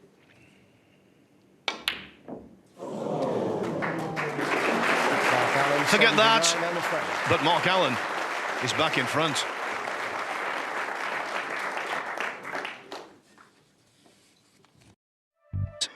over the course of the last 2 frames, he's not bothered the scorers. Mark Allen on a run of 175 unanswered points. Mind you, the record is still some way off. The record is held by John Higgins himself. The Crucible record, that is. 485 unanswered points he put together in the year 2000 against Frame Anthony 6, Hamilton. John Higgins to break.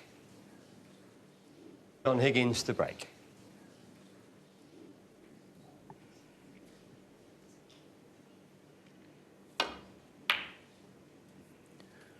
When it comes to Crucible stats, Crucible records, he's mentioned on multiple occasions. Right now, though, he can't draw on those positive memories because it's all about how you're playing in the present. And John Higgins, so far this afternoon, has missed quite a lot, especially, as Neil pointed out in the previous frame, from distance.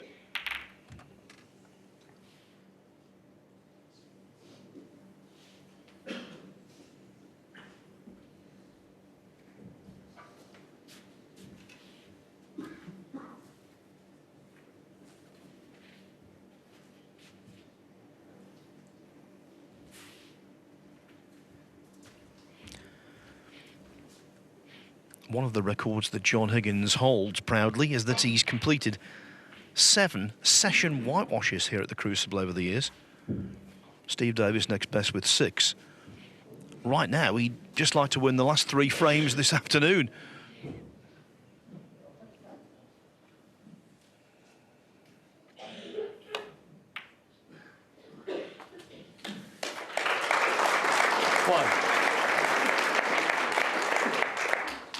As the song said, 2 out of 3 wouldn't be bad either.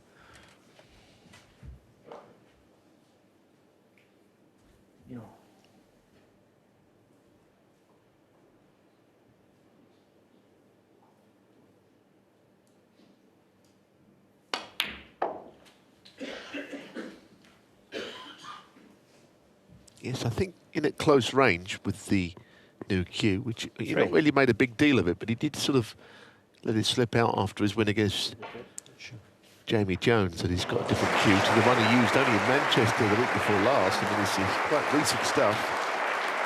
But sometimes with a new cue, you're in amongst them, it's absolutely fine, but occasionally not so at long range, but we'll keep an eye on all that. This is a half-decent chance.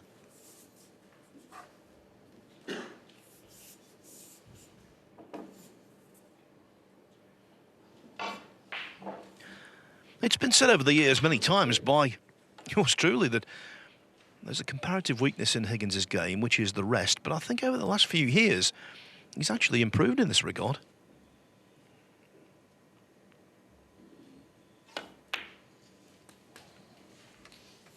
Cheers. You notice I used my words advisedly and said a comparative weakness because his overall game has always been so powerful.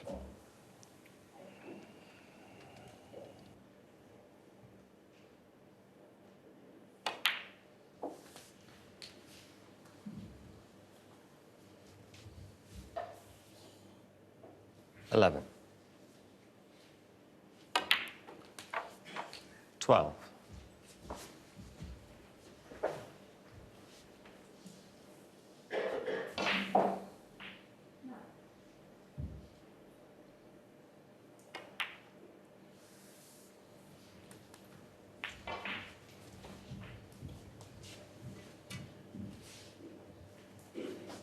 $19.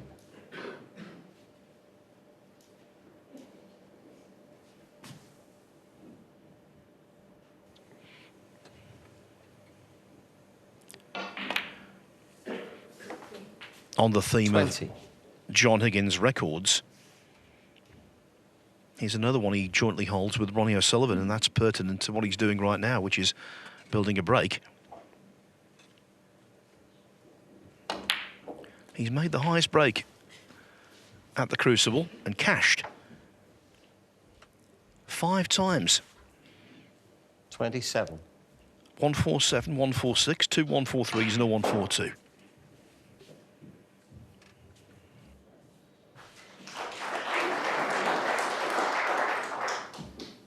I mean, right now he'd settle for about 75, wouldn't he, or whatever it would be, 80. To get an important frame, this, under his belt. But as you say, he's a prolific break builder.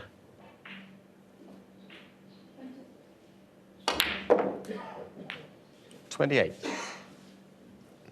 Just a bit straight on the black, I think. He tried to force the red and leave an angle. I mean, he could play on the bottom red, but he didn't really want to play on the red down the cushion when there's other options. But look how straight he is. It's going to have to be a red to the right middle. He didn't really have much else he could do there. 35.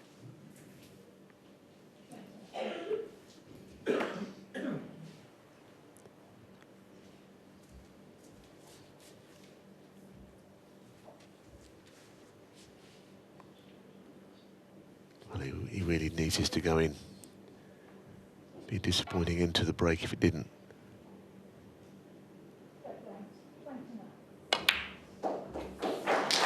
Good shot, good recovery. 36.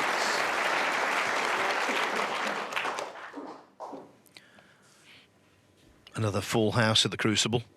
Nothing new there.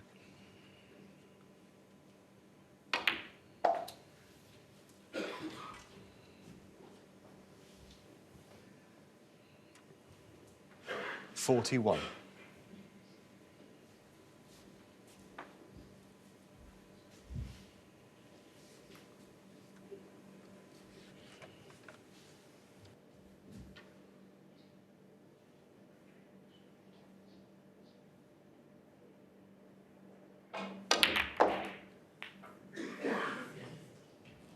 Well, it's always the way, isn't it? 42.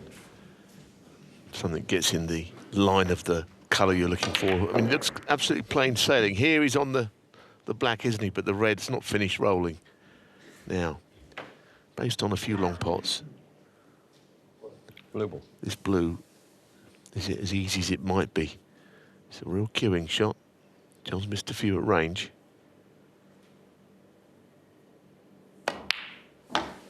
Very good. Very good.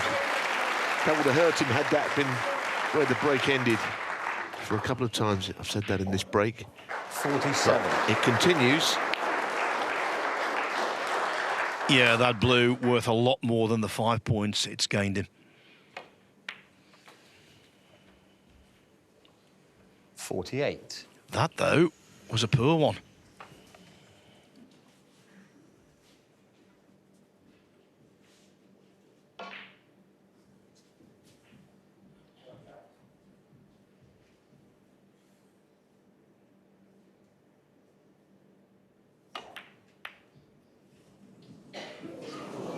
Well, you're right. I mean, the shot before, John he'd be Higgins, absolutely 48. enraged that he hasn't won the frame there. It was a shot before. I mean, he had an area that you had to land the cue ball in. Maybe he's worried about overhitting and not being on the black. But to make 48 there was just half the job being done. And you leave your opponent in, you might not even be favourite for the frame in a few shots, Higgins.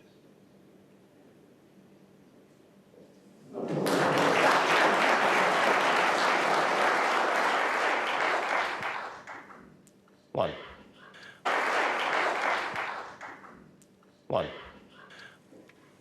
Consummate match player that he is, Mark Allen here identifies a golden chance to inflict a real psychological blow.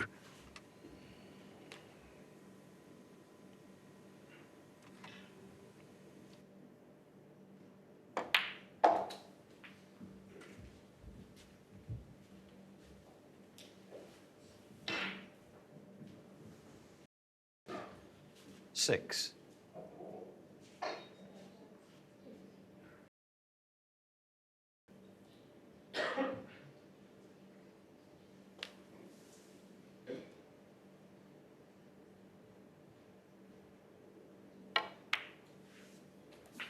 Seven.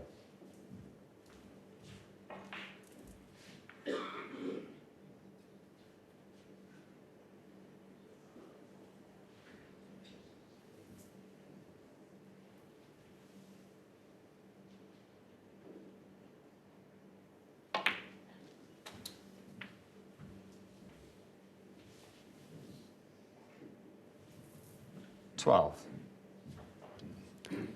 Yeah, obviously, the red is going to be awkward along the cushion, but that's a few shots down the line at this stage. You'd like to think that he'll get that far. This would hurt Higgins if this frame went against him. He set a very high standard for himself, a high 13. benchmark for many years. And when he just plays below it, these days he gets quite down on himself. It's a bit of a patchy performance this afternoon thus far.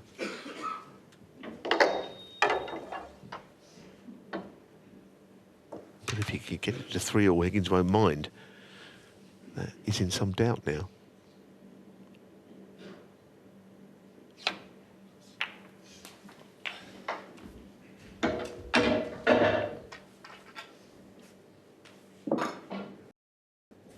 $20.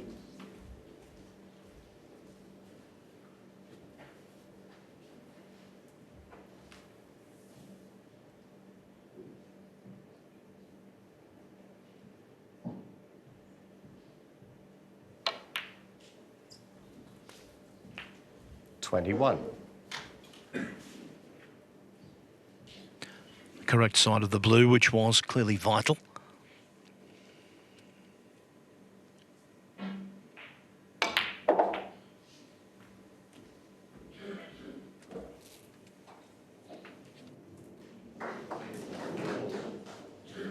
$26.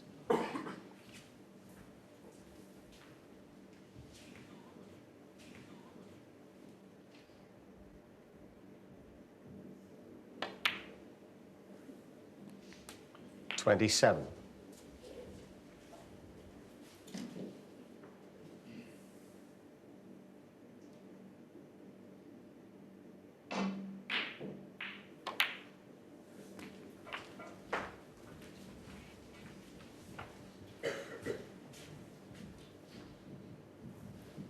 $34.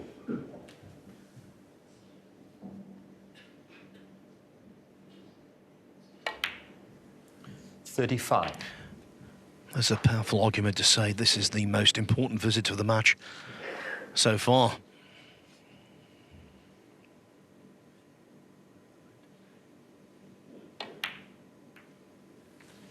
Yeah, what a strange decision. What a strange decision. If you're going to play the move the red, you've got to make it work, because he could have easily played behind that. They've been going along the cushion. He could have got anywhere with his cue ball. The only way that can be the right 42. shot is if you get it, because they are very acceptable down the cushions. So the frame is very much alive again due to that decision he made.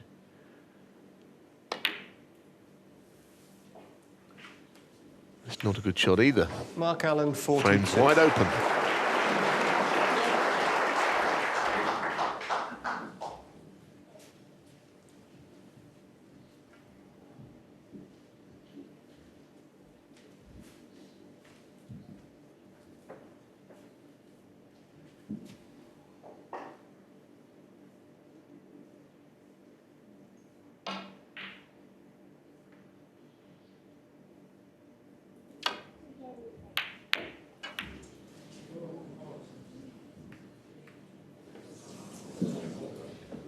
Well, he's put everything safe, basically. There's just low-value colours.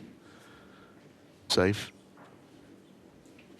Doesn't look that comfortable, does he, John? Both players will have their issues with this frame, given that one of them is sure to lose it.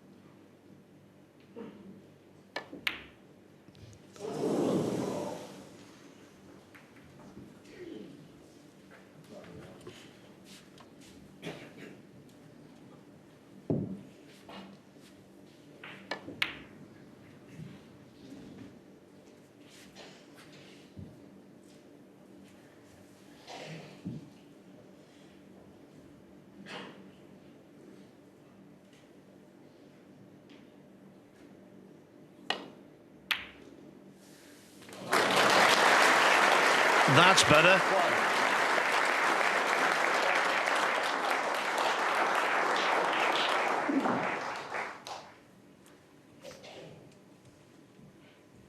Cue ball stopping just in time to be on the right side of the blue. But he arrives on the colours, only 12 ahead. And that means he needs the awkward green and the even more awkward brown. True, but you can envisage him being on that brown to double it into the left middle, can't you? That's a shot that's because he's made his own, really. Obviously, he's got to get to the green first, but he mightn't be thinking green to brown, because when you're as good a doubler as John, that's the way he'll probably go.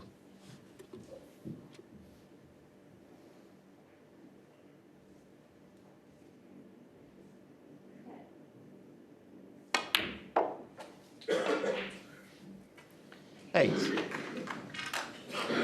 I would be amazed if he did anything but leave himself the double in this shot.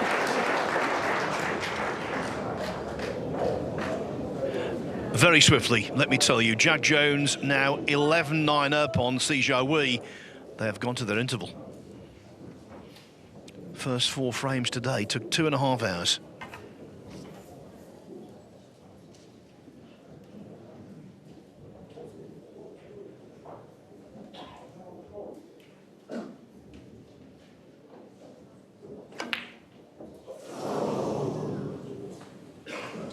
Well, to double the brown, you've still got to put the green. And this is, you know, a rare close frame. We did have one earlier on, but in these long matches, most frames are one-sided. When you get a close one, it kind of hurts to lose it and gives you the real boost when you do get the verdict.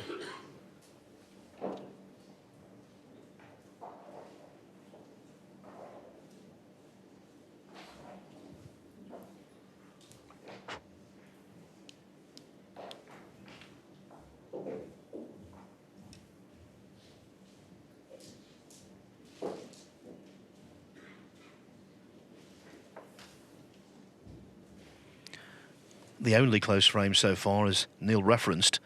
Higgins won it last red to pink clearance. Second frame it was. To draw level, that's what he's trying to do here. Get back onto level terms and then try and crank up the standard a little.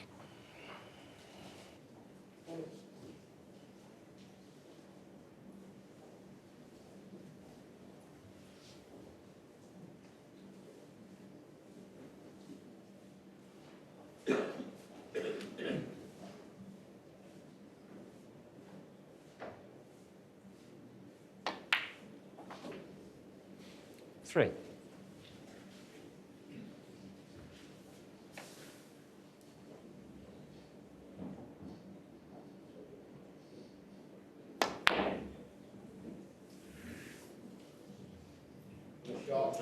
Took a long time on the green, but the shot on the brown is very well played.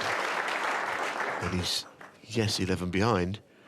I don't think that counts for a great deal where the balls are, given that John's in a snooker, which he could go around the back of.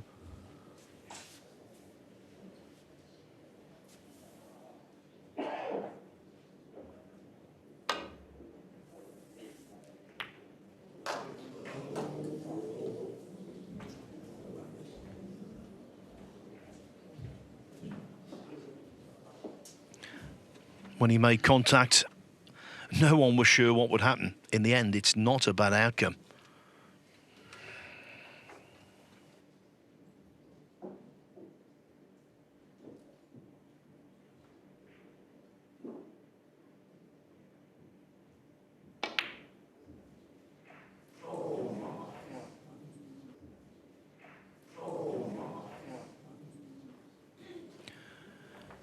Well, against the grain, against his normal approach, that was a very attacking shot, and it's backfired.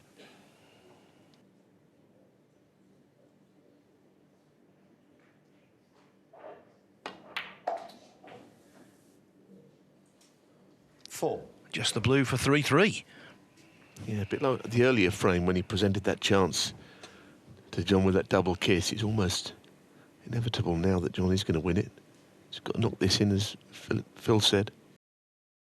And, I think Mark Allen has been the slightly better player, but he's got nothing to show for it, Phil.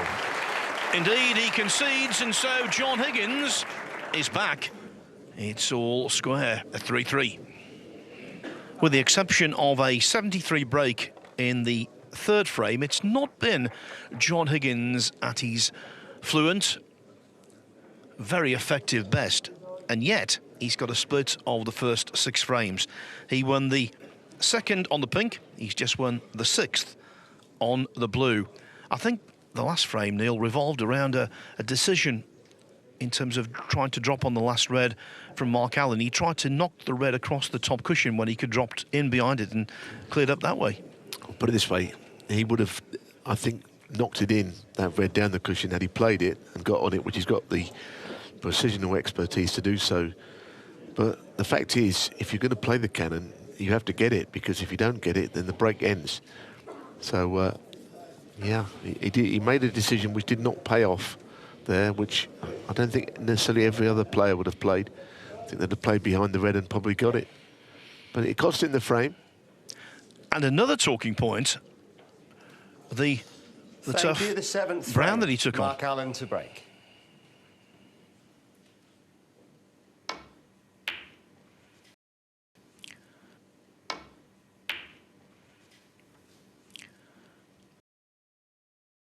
More frames left of this afternoon. Who's going to go to bed tonight feeling the happier of the two? This match over 3 sessions and 3 days. They come back tomorrow afternoon, play to a finish on Monday night.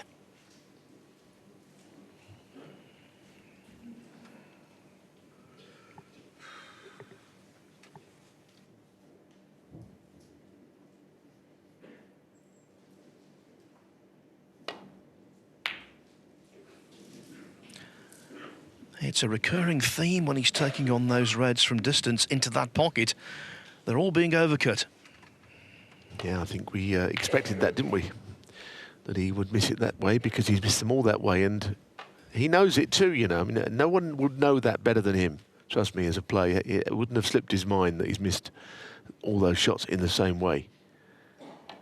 But he created an absolutely wonderful chance that Mark Allen didn't really do anything to earn, but he'd happily try and take.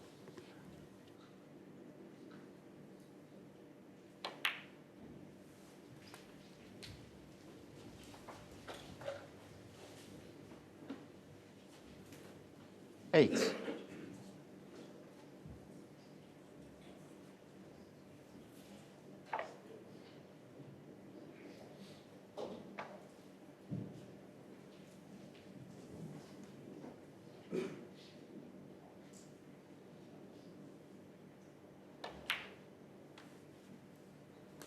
Nine.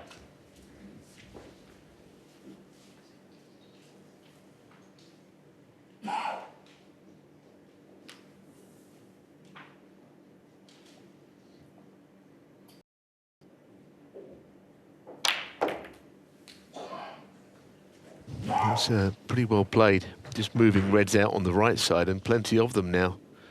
Quite a neat 16. little shot, this.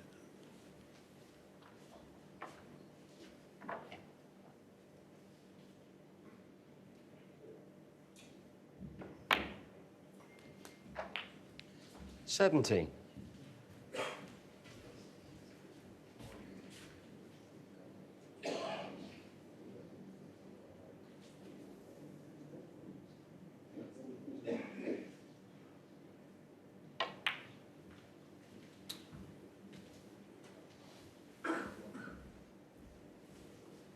$22.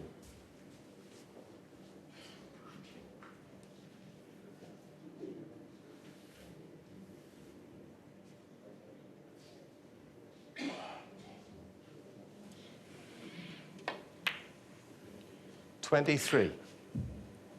Quite The average please. shot time of Mark Allen has definitely dropped since the interval. 26 seconds per shot over the session as a whole. And I think that's striking the right balance for him. You never want to be too hasty, but sometimes you can be a little too pedestrian for your own good.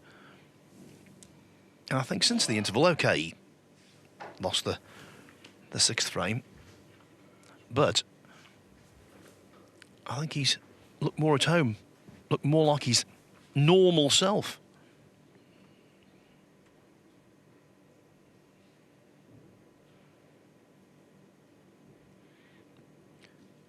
One of the most delicate operations a referee is required to do, putting the pink nearest its own spot when the pink spot in all other occupied.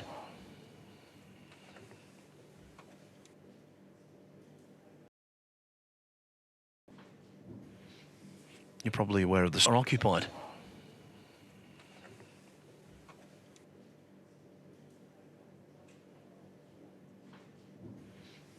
You're probably aware of the story now, but Paul Collier will be refereeing the final. As I mentioned earlier, it will be his final match 29.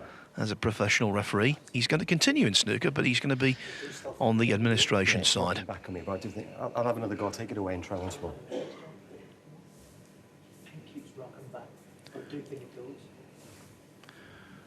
Now, Mark Allen's saying to John Higgins, he thinks that moves, but he keeps rocking back, and that happens sometimes, Neil. Yeah. That way.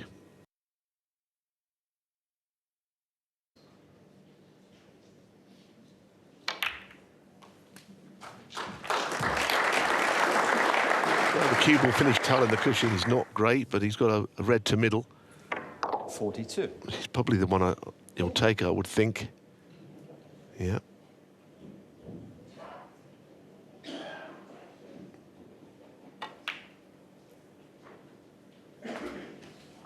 $43.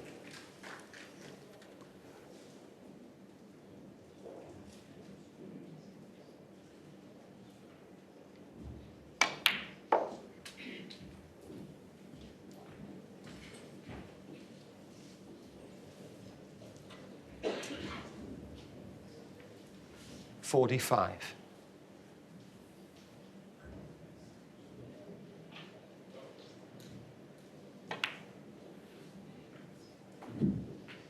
$46.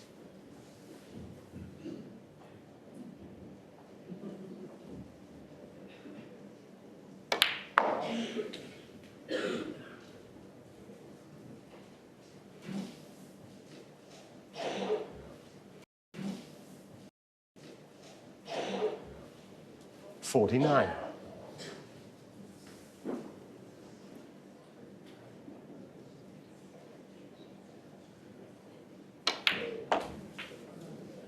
$50.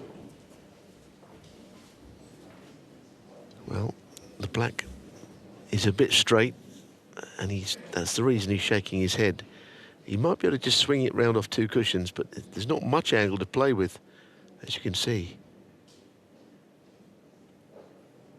It's a pretty good shot, actually, given that he's quite straight on the red. 57.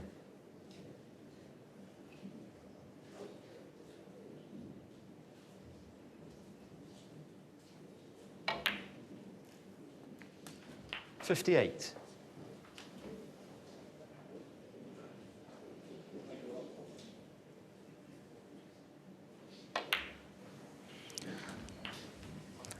This could well be the quickest frame of the session. 64.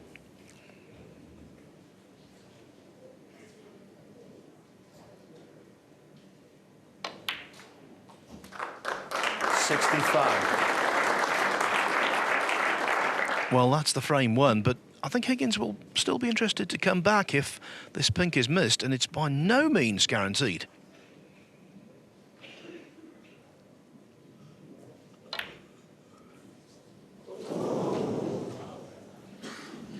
Mark Allen, 65. Higgins, 65 behind, 59 on. That means two snookers are required. But of course, when there's reds on the table, there's always the chance of gaining those very useful extra points from a free ball. Gaining those very useful extra points from a free ball.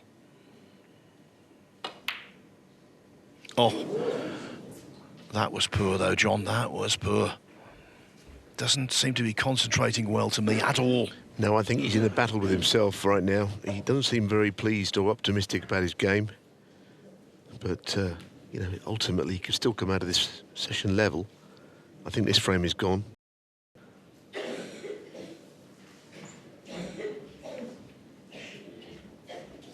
But his overall game looks a little bit below par, really. And, of course, he's got the issue of going out the 16 should he lose.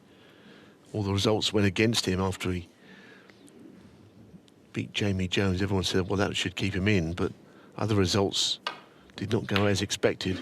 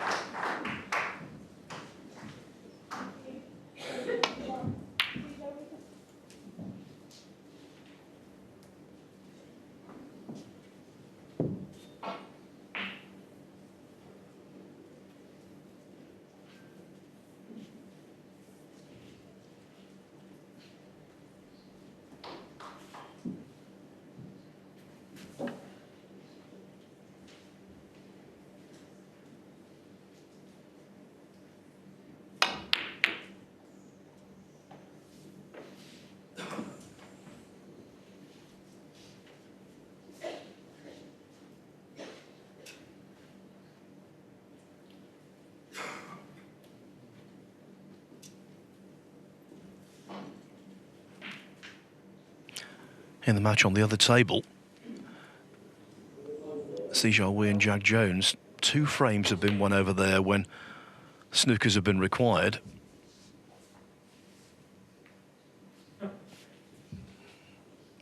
They have just returned, by the way, from their mid-session interval.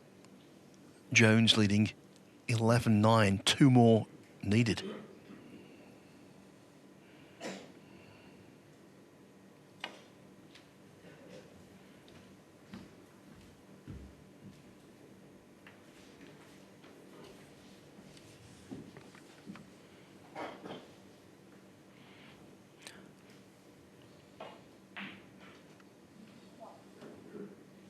There won't be anything extravagant from Mark Allen. He knows if he leaves Higgins a chance and he pots 3 reds, 3 high-value colours, the opportunity for a snooker is right there.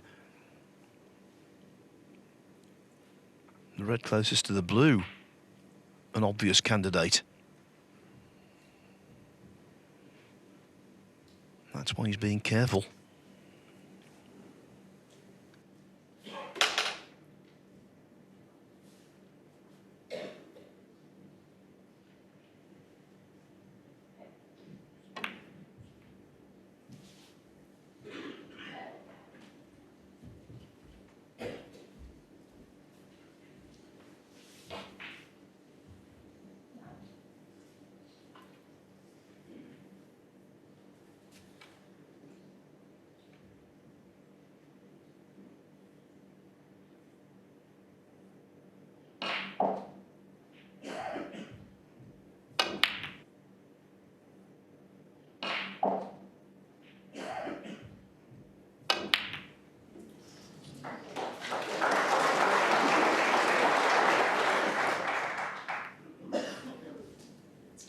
Frame conceded. Again, not threatening the pocket with that one, and when it was left, John Higgins decides enough is enough. And so Mark Allen goes ahead once more, this time 4-3. John Higgins comes back into the arena. 1 frame left this afternoon. We know that Mark Allen cannot trail overnight. He would love to lead. The final frame of this session, John Higgins.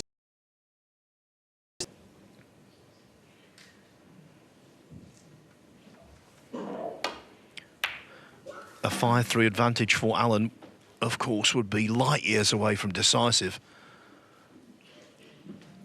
But it would be worrying, especially considering the way that John Higgins has missed so many balls, especially from mid and long distance. Yes, and the one thing, I can actually speak from experience on this, if you start missing long pots, you almost don't want to be left them. And I'm not sure John's quite at that position yet, but he's not looking dangerous at long range. He's not really threatening the pocket on some of those, and he'll be aware of it.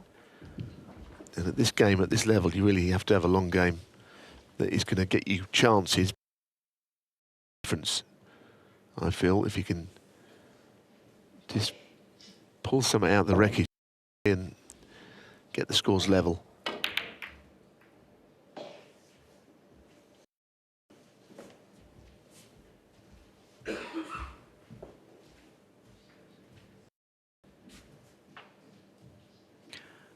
Two tied frames this afternoon, both won by Higgins.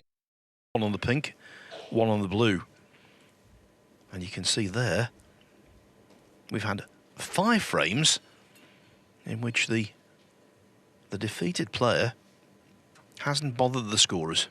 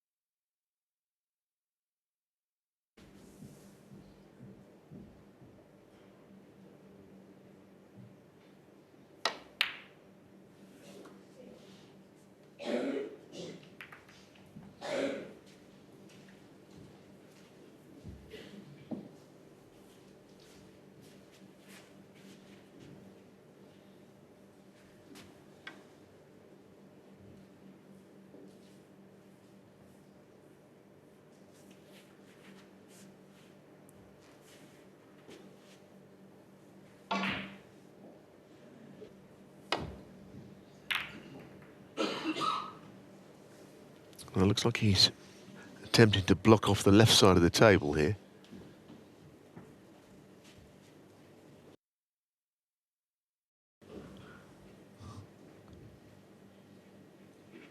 Let's put a little bit of pressure on Mark Allen, as you've got to.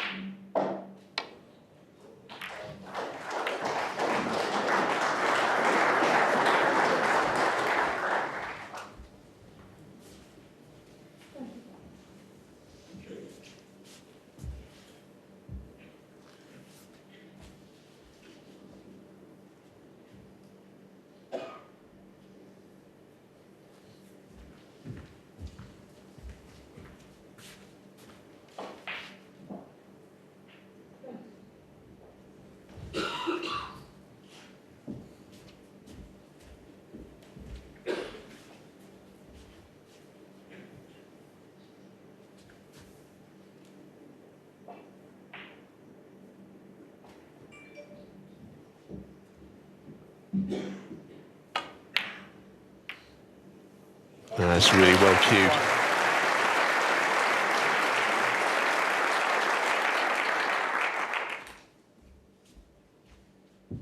You have to kind of compromise getting on a colour very easily, but the red's gone in. It's the main thing.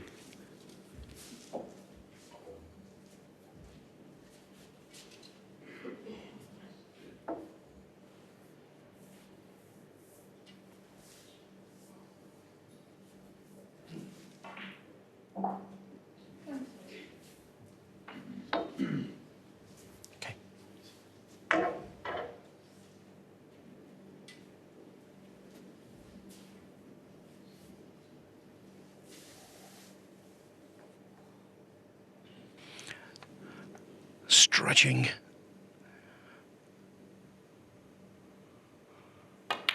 And potting.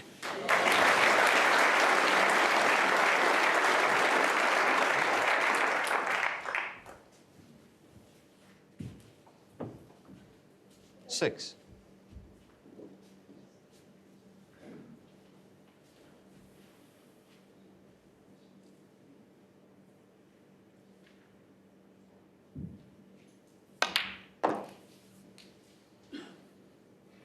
Seven.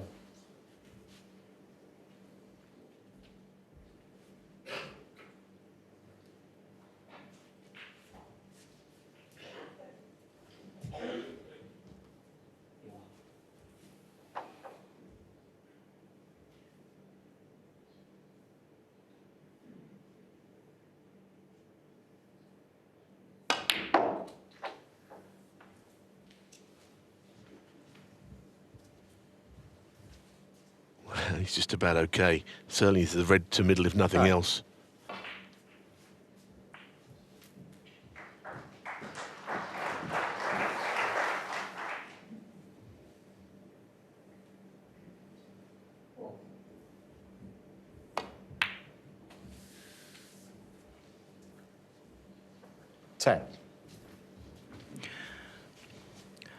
For many years, John Higgins has been one of the alpha players on the snooker tour.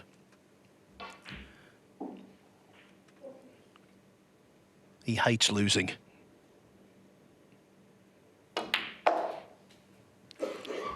And he won't go down without a fight. If he comes out of this today at 4-4,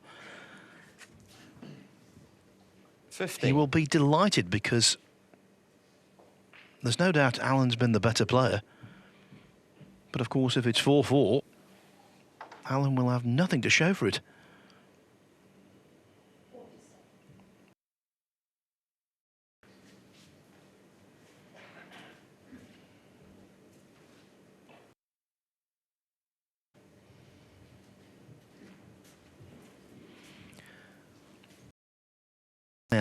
(924th frame that John Higgins has played at the Crucible. And what an important one it is for morale.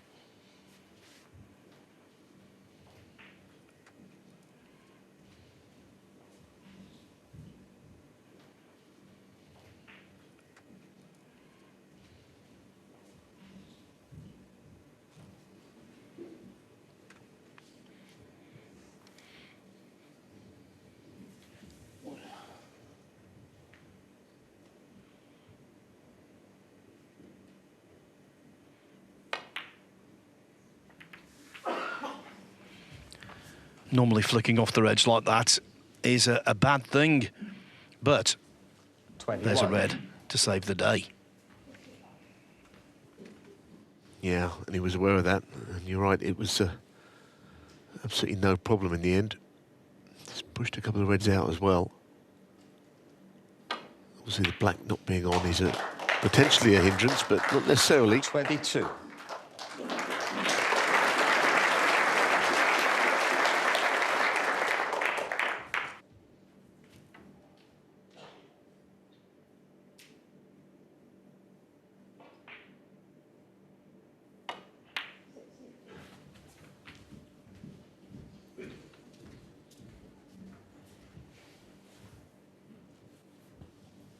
$27.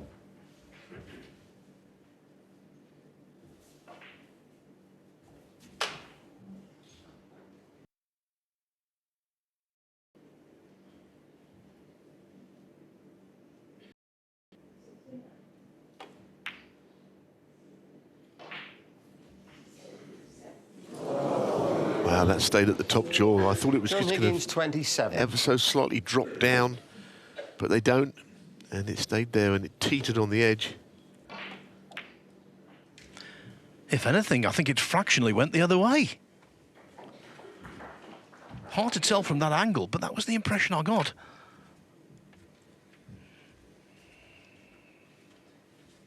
The 1% pot success rate for John Higgins, that will not cut the mustard.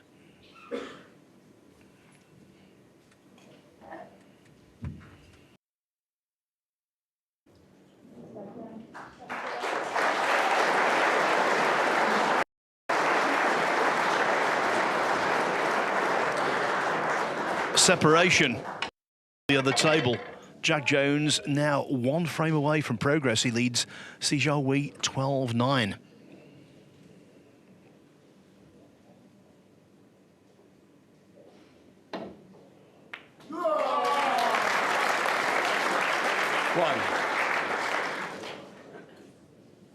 It was met with a lot of appreciation, that shot. It was a tiny little swerve.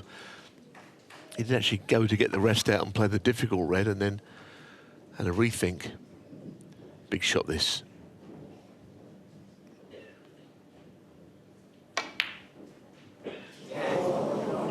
Well, that appreciation Mark Allen 1. from the previous shot was not the same this time. It was, I mean, I fancied him for it, but he's got to screw back clearly to get onto a red. John's got another chance very soon after the previous.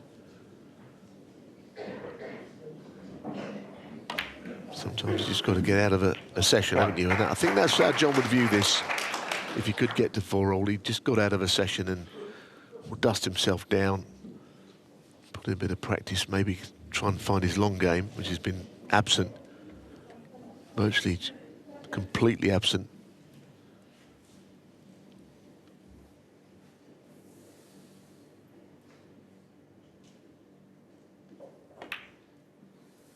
But of course he isn't there yet. This frame's not won by any means, but he is in a strong position. He probably feels it could end up 4-all sitting there. 7.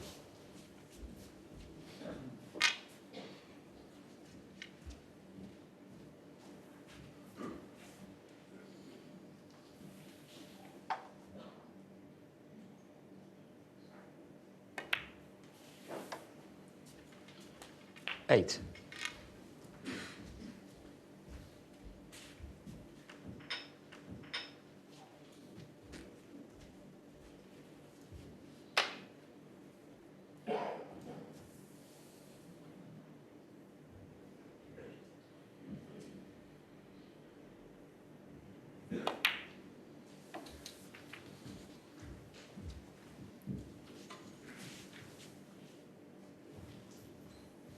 $14.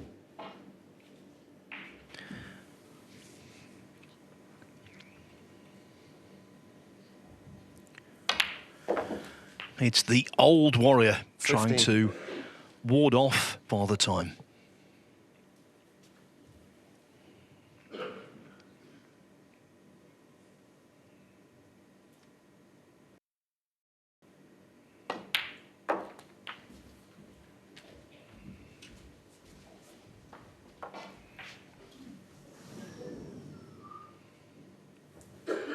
$20.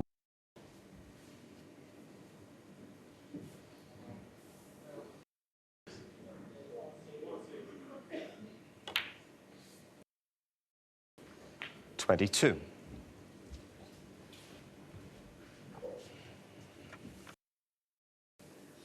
Well, he's not far away now, and everything is in the middle of the table that he needs there.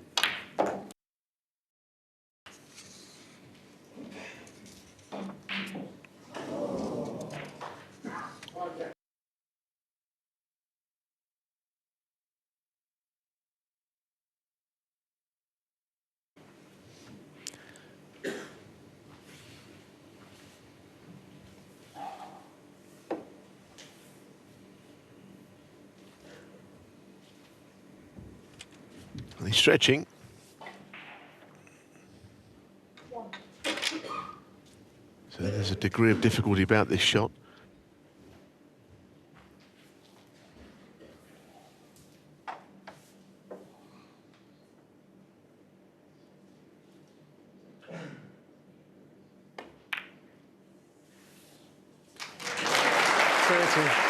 Not bad. The angle on the black is not ideal, but he is closing in on another frame. He will only need this black, so clearly another red after it would be very handy. But I don't think he'd be trying to play anything flash here.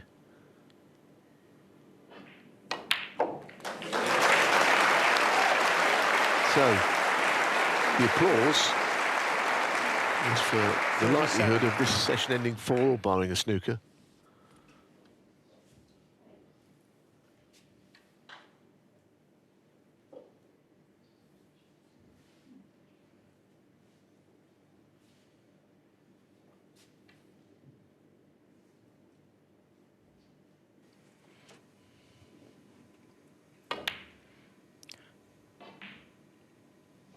Doesn't want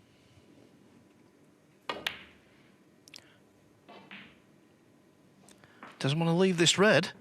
John Higgins, 37. And that's precisely what he's done. 3 reds, 3 blacks for Mark Allen. Then the snooker. Not over yet, this frame.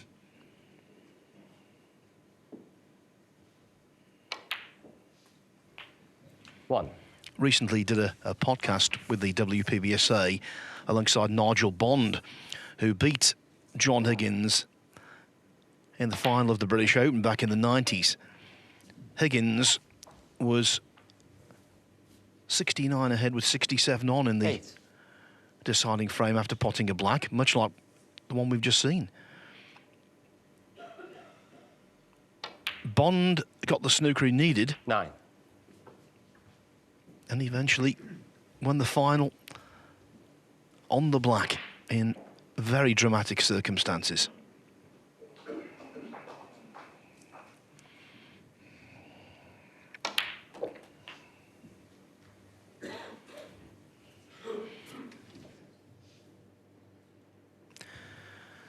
Now the difference 16. being, in this frame, Higgins did the right. The British Open final, he might well have played position and he didn't. Either way, 17. all those years ago he lost that frame and he could still lose this one.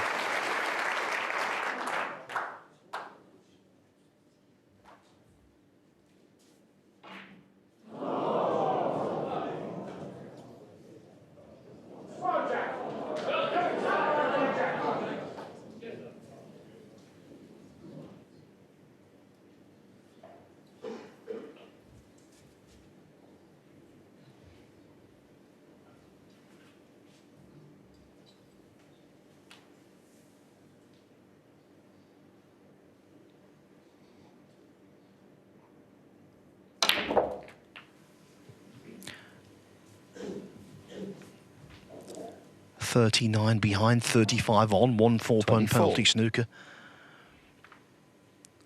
Red, black and all the colours to force a respotted black. Not beyond the realms of possibility.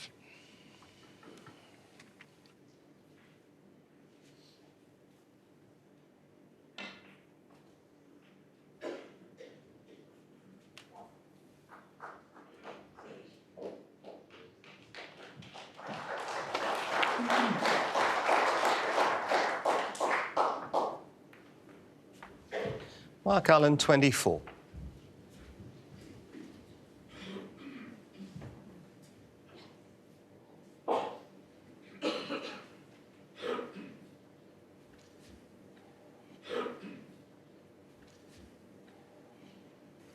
Higgins has got cause for concern here, especially with the yellow and the blue in such close proximity.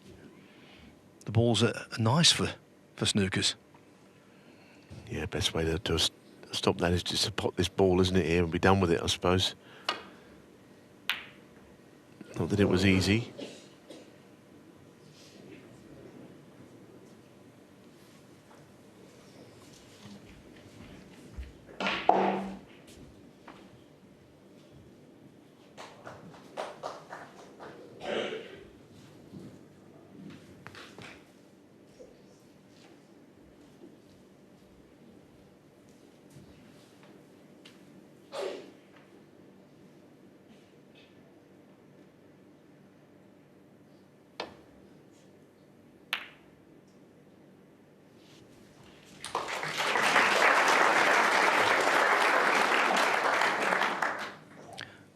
Shouldn't be a problem to make contact with. But of course, Allen could well retain the tactical advantage.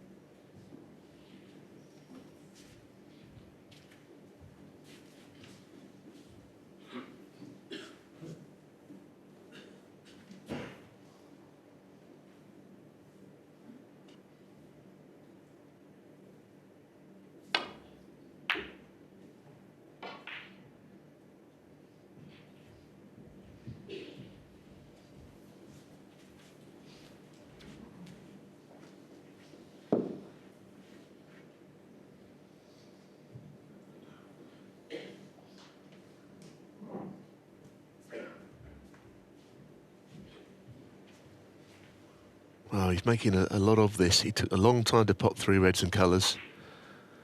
And he's spending a lot of time on these shots.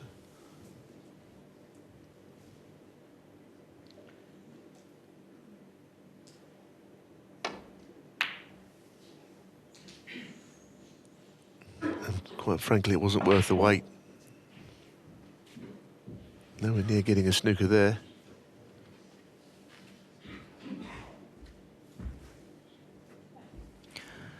Higgins just familiarising himself with the potting angle.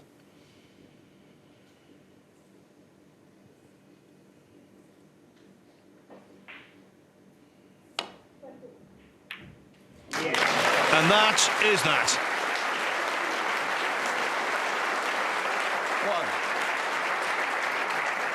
4 snookers now needed by Mark Allen on the colours. Bramble.